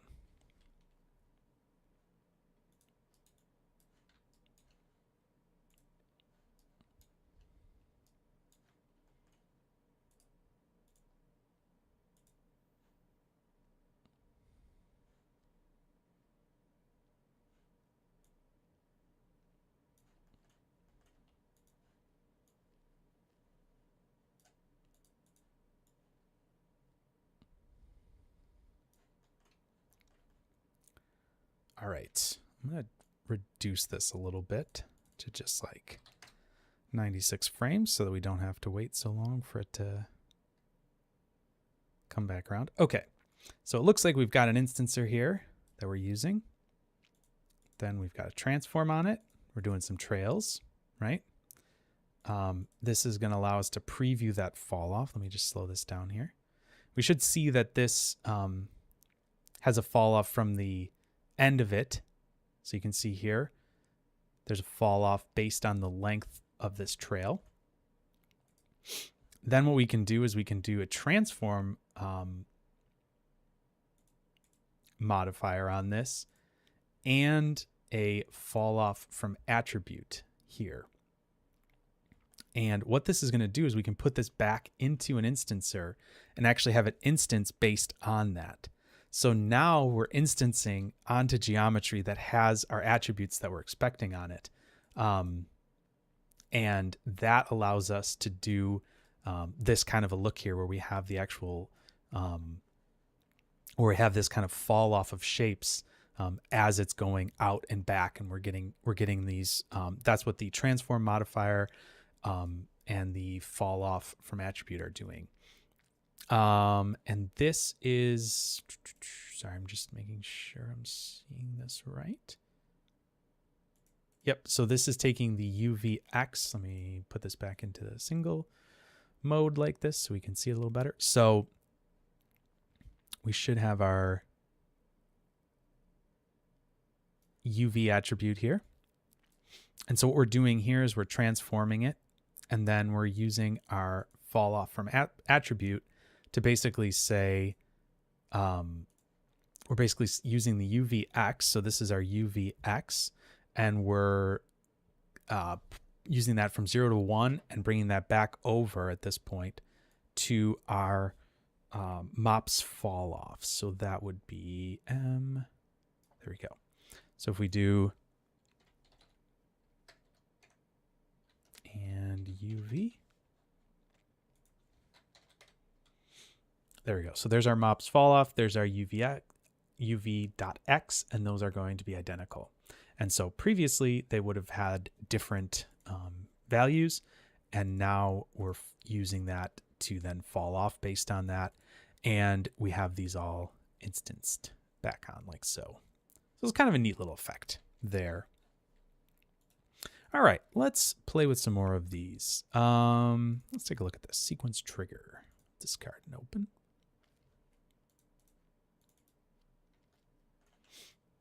Oh, I have a feeling this is going to be similar to what we were playing around with before. So we have an L system here. Oh, yeah. Yeah. This is definitely going to be that. So this is the growing L system.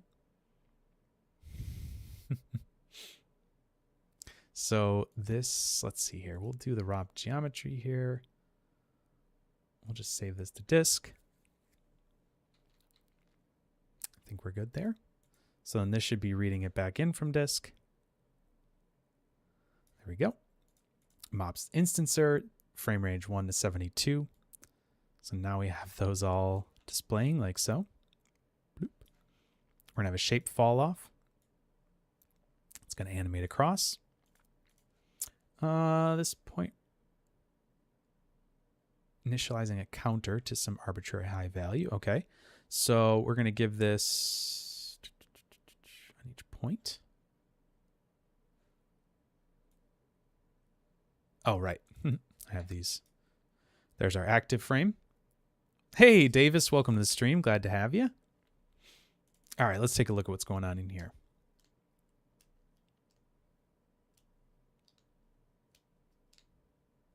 Okay, so this is basically going to be getting the fall off value from the SOPs. If it's greater than 0, this is the activation time. We're going to set that as the activation frame and then go from there. So let's take a look at this here. So this should, yep, we're going to see each of those active frames click in as the fall off kind of moves across our screen here. So as this moves across, these in the solver, the active frame is going to be toggled. So then this point wrangle, this is just the max function, just clamping it so that the sequence, where's that sequence, doesn't go below 0. Then if we set the sequence time, there we go. And this is something similar to what we had done, I believe, before.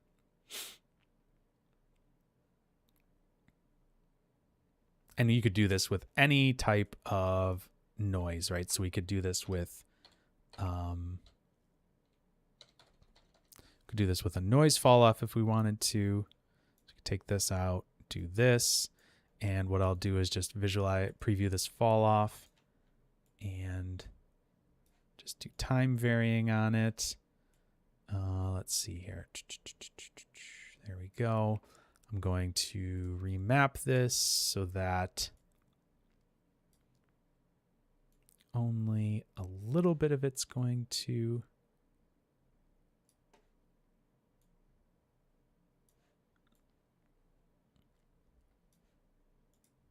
there we go.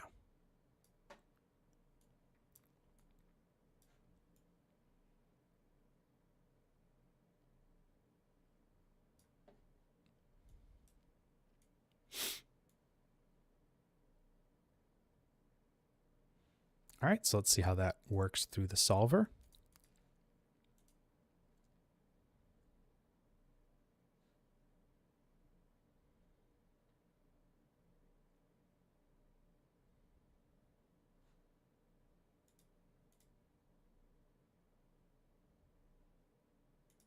And there it goes. Let's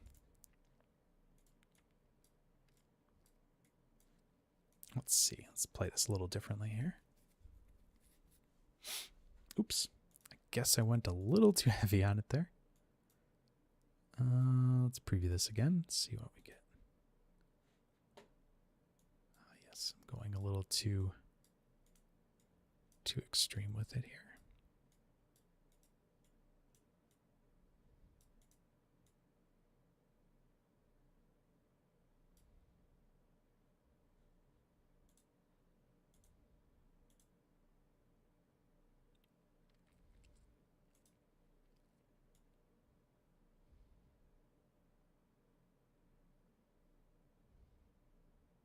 All right, there we go. That should work. And let's let that go through. There we go. Yep, it's a little more fun. Cool. So we're getting that random noise through it using the solver. So this is a cool thing to take a look at, but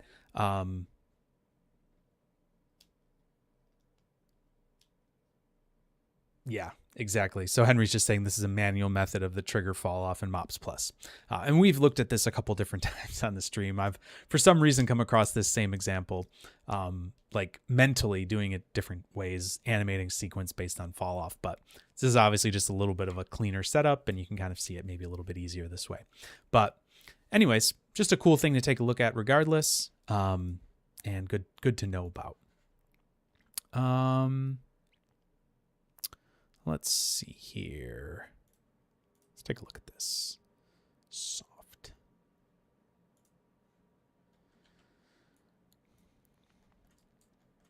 Okay, this is interesting. So I think what we're doing here, is we've got points that are going to be using fall off to create some kind of soft peak animation. Let's take a look at how this works. So got here is obviously a box. We're doing a scatter from the box. And then we're using our MOPs noise modifier, which as an interesting which interestingly works on points, obviously. So we can very easily add some nice noise into our point animations like this. There's other ways of doing this, but this also gives us our fall off as well. So I think if we did, let's see here.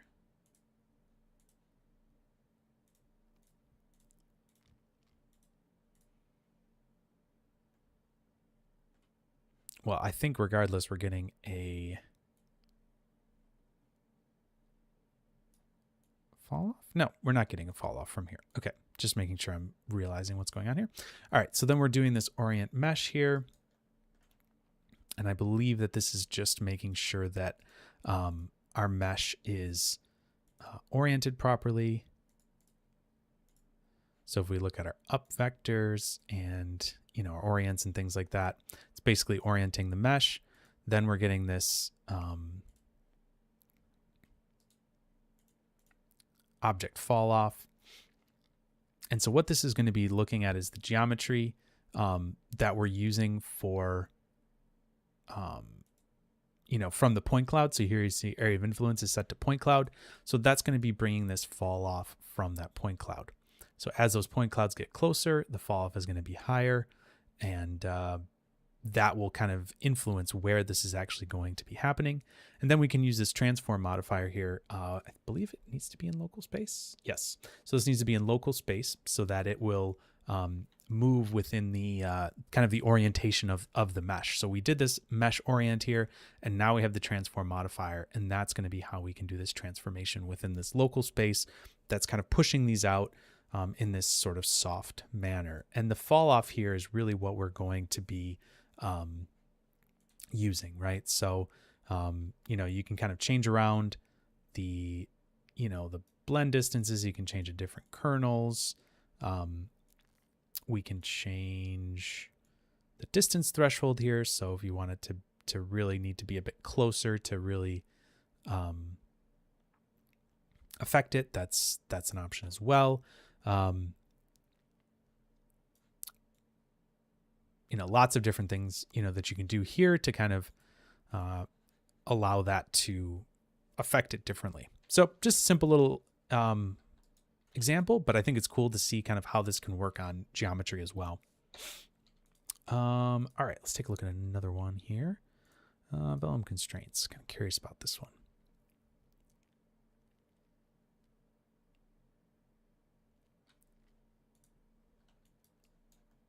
Oh, I think I may have looked at this before. All right. So we have cloth here. We're adding some constraints. Looks like we've got pin constraints. We're enumerating it to add the index attribute in. What do we have? All these spheres here. Is that because of... Sorry, why are we seeing all those?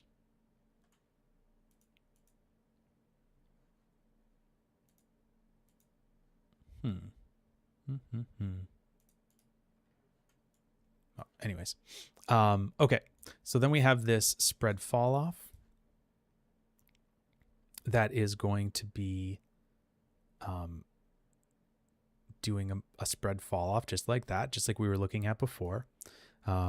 We're going to be promoting that from a point to a primitive. And now our constraint, this is going to be our constraint fall off right here that we're going to use. And these are our original constraints right here.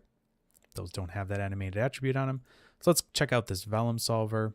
The vellum constraint property is basically going to take the original stiffness and then the fall off stiffness. So it looks like we've got inputs here. Let me check out what we've got here.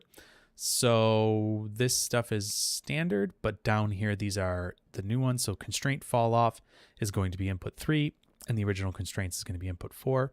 So again, just because we're in computer science world, that means 2 is input 3 and 3 is input 4.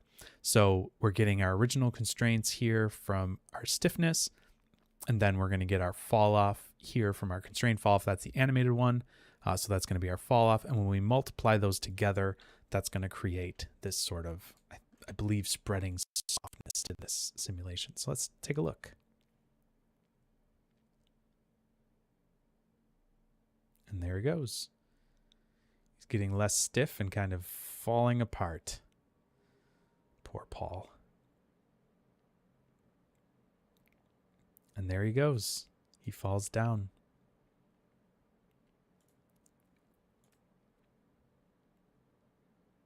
And there we go.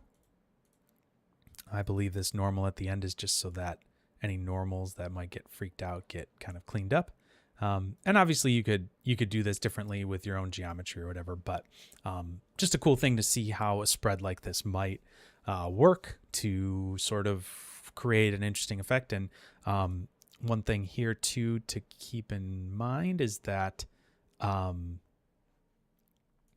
have this sphere here. Okay, interesting. If we brought this down here, I think our spread fall off would be different.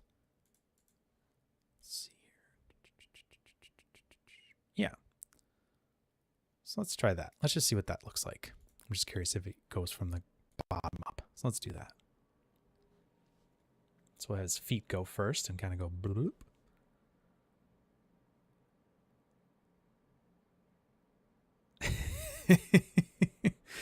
Oh, that's so weird. I do not like that, but here we are.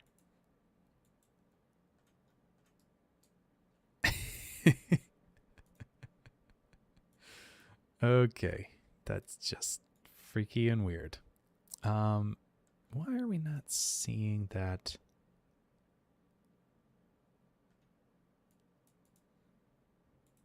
Not sure why we're not seeing that texture.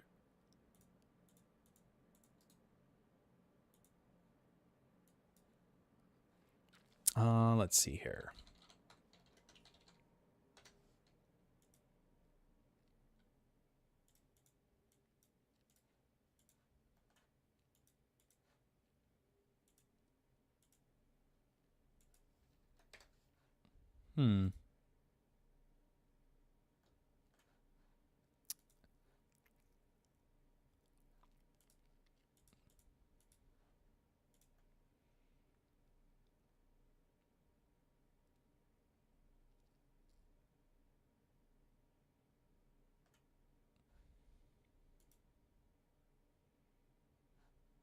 I don't know why that's not.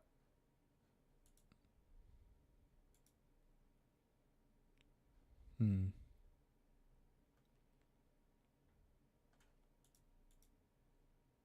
don't know why that's not bringing his color through, but it's doing something, so it's fun. It's fun regardless. Anyways, it's just weird, just weirdness. Okay, Davis, good question. Can I explain what object ID / geometry is? I can sure try. Hopefully I can do a good job of explaining it. So what we're looking at there is within, when you're in the dynamics context, things change a little bit, the way that it deals with data and geometry and things like that. So what we're looking at here is we're looking at data object 0 / geometry. So that's what object ID is. So if we look here at these different objects,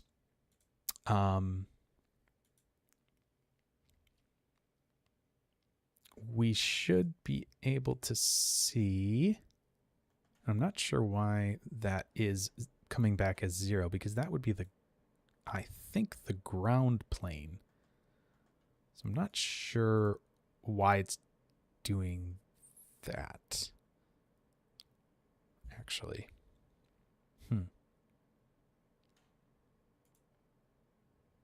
Well, anyways, I think what this is saying, this should be saying object ID should be the current object. So maybe in this case, because we have multiple objects, they're all getting their own ID, but maybe by default, each individual object is actually 0 if you're looking at it within itself, basically. So each of these are objects, right, within the DOPS context.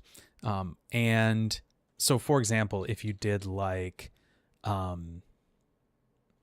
we did velum object, right, and added this in here, let's see, can we merge these together? Sorry, shift. Yeah, it's probably really angry at me right now, but that's okay.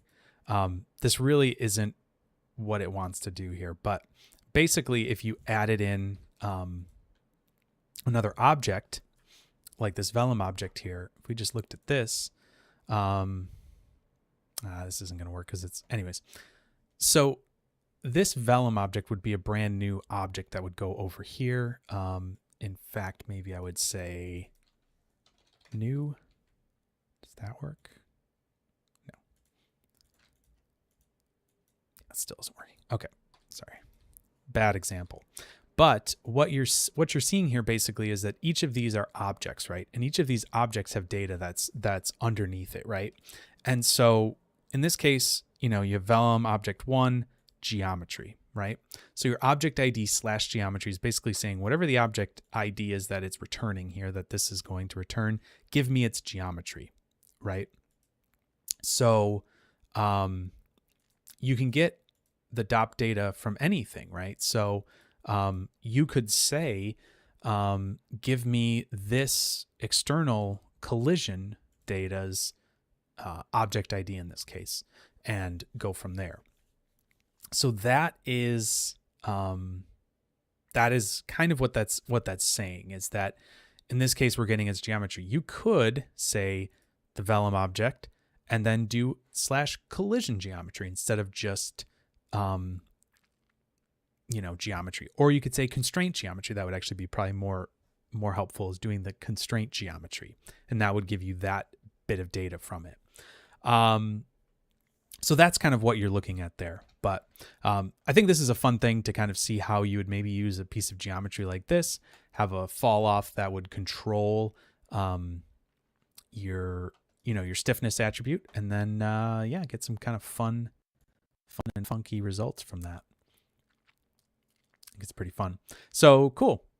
There we go. There's a little velum example. And maybe we'll do one more. Oh yeah, I wanted to do the audio one. Let's do that because I haven't done that yet. Anything with audio. So let's do that.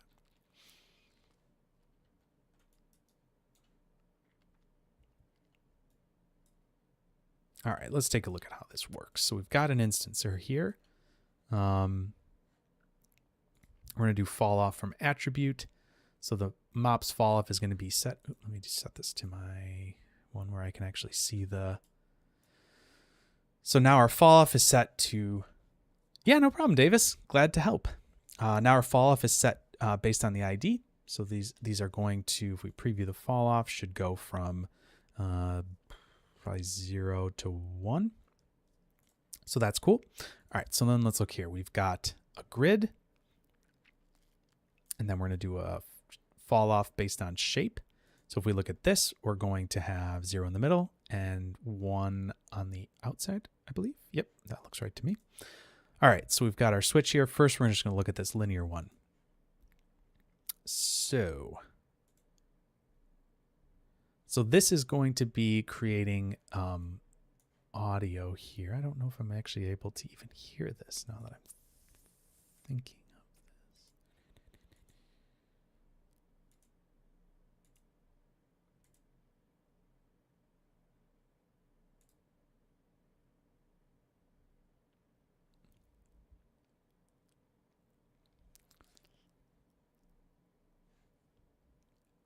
Yeah, I don't think you guys can actually hear that.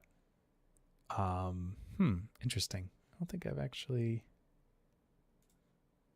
Let me just set this up real quick.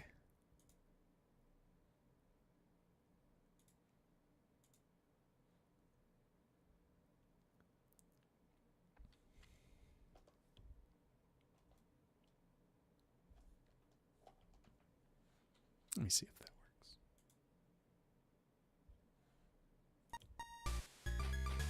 There we go. I think you're hearing that now. Might be a little quiet, but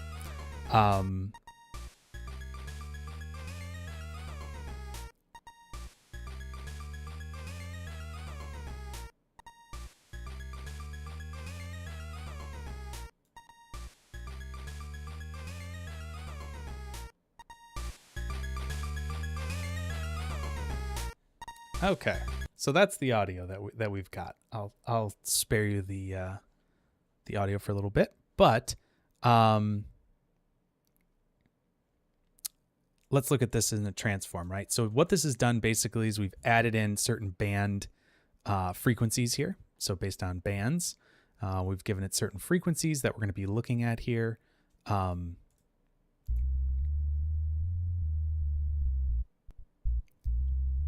So that's that band. That's that band.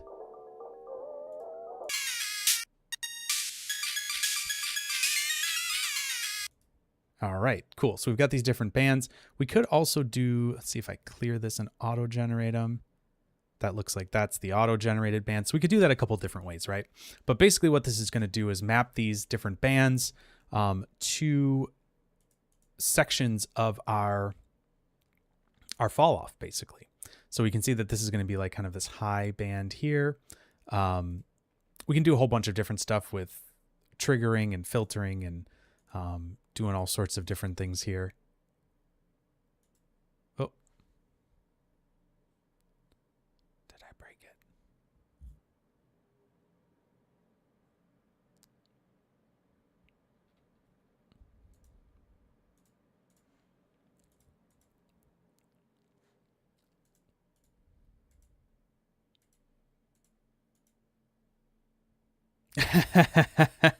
Yep, I did it. I broke it.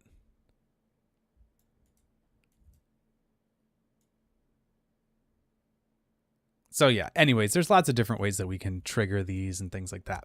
But this is how the audio stuff would work, basically. And let's switch it over to this full grid here and see what we've got going on. Oh, interesting. Why is that not?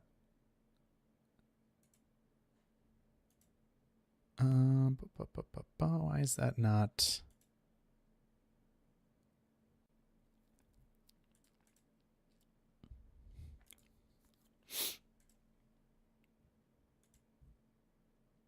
Okay, there's my, there we go. Didn't want auto distribute off, I guess. So now it's going to actually follow based on the MOPs fall off. And wait a second.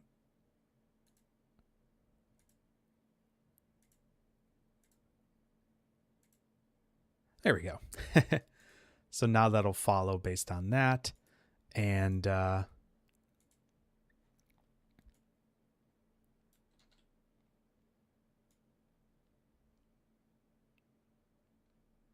just going to try to.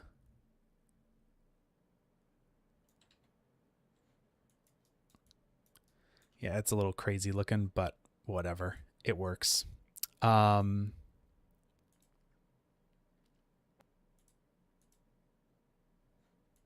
so you can obviously do these different types of looks and animations and things like that with this audio processor. So it's kind of cool. I've never really played with this before, like I said, but I think it should be it could be a fun thing to do. You can obviously preview those individual sections and hear what they sound like. Which, I mean, it's been a long time since I've used that in cinema, but I don't remember if you could actually do that in there now that I'm thinking of it. But it's kind of nice. You can do that in here. And you can turn those all on and off the way we were kind of looking at them before. So yeah, kind of a fun last little example here where you could drive things based on audio. And I guess the crazy thing too is like, if you think about some of these things, you could drive the stiffness of a character based on audio, the stiffness of a vellum simulation based on some audio signal or something like that, if you really wanted to. I mean, it gives you a lot of flexibility. I mean, it certainly would be a really weird thing to see or do. Maybe the inflation of some object in vellum based on triggers from audio, all that kind of stuff. So lots of different things that could be done there. But great. Well, hopefully you guys had enjoyed kind of walking through some of these examples with me. I know I've talked to Henry before about this, and sometimes, oh, hey, Zach, how's it going? Yeah, just getting ready to sign off, but glad to have you here anyways. Yeah, I know Henry and I have talked a little bit about like, sometimes it's hard to like promote the fact that there's all these example files. So since it's been a little bit, I figured, hey, why not kind of dive back in with this in some way like that and actually walk through some of the example files and kind of look at them and see what those things are doing. So hopefully this was informative and interesting and piqued your interest back into some of those different setups and things like that. But yeah, hopefully, yeah, like I said, hopefully it's interesting at least and gives you gives us a little start back into doing these. Just as just a reminder or maybe an announcement, if you hadn't heard what I said previously, I'm going to be trying to do these MOPs Mondays bi-weekly. That's kind of my hope. It was a little bit too much doing them every single week. Just kind of don't want to burn myself out. And so I think I'm going to do these every other week. That gives me a good amount of time to work on stuff for the mainstream and then do stuff for this, every other week and have some ideas and stuff like that. So, if you have suggestions or ideas of things to take a look at, that you feel like would be helped using MOPs, if you have ideas or suggestions that you want to see me try to recreate or set up, you can always put those in the topic suggestions area of the Discord server. If you're not on the Discord server, check out HoudiniHangout.com. There's a Discord invite there, and lots of other stuff, past streams, things like that. So yeah, I think we'll be starting to wrap things up from here. I saw, Davis, you were saying, am I going to GDC this year? I actually have no clue if I'm going to GDC this year. Maybe not. I don't know. We'll see. That I'll probably know that in like February. I think it's in March usually. So I'll probably know in February if I'm going or not. So I got a long time to know before that comes up. I'd like to. It was fun. Yeah. I would really like to go to FMX again. That was really, really fun. That FMX, I think, is my new, like, I'm not a game developer, so I think it's a little lighter as far as things that I would get out of GDC. But FMX was super cool. I really liked that event overall. So I'm kind of fingers crossed that I maybe will get to go to FMX again this year, but you never know. Anyways, yeah, that's where we'll end it for this evening. Thank you guys all so much for, being here and chatting and talking and stuff like that. Thank you, Henry, for taking the time to just listen in at least, or be a part of this, however much you're able to pay attention. I know you might still be kind of working and doing that type of thing, but yeah, it's always great to hear from everybody and get some feedback, get some chat going. And yeah, we'll be doing the normal stream on Wednesday, a couple days. So yeah, I don't really know what I'm doing for that yet, but that's nothing new. Usually it takes me a little bit to really think about that, and I was away for the weekend, so I'll think about that. We'll see what Wednesday will bring. But other than that will kind of wrap us up for the evening. And again, thank you all for being here, and I'll see you again next time. Night, everybody.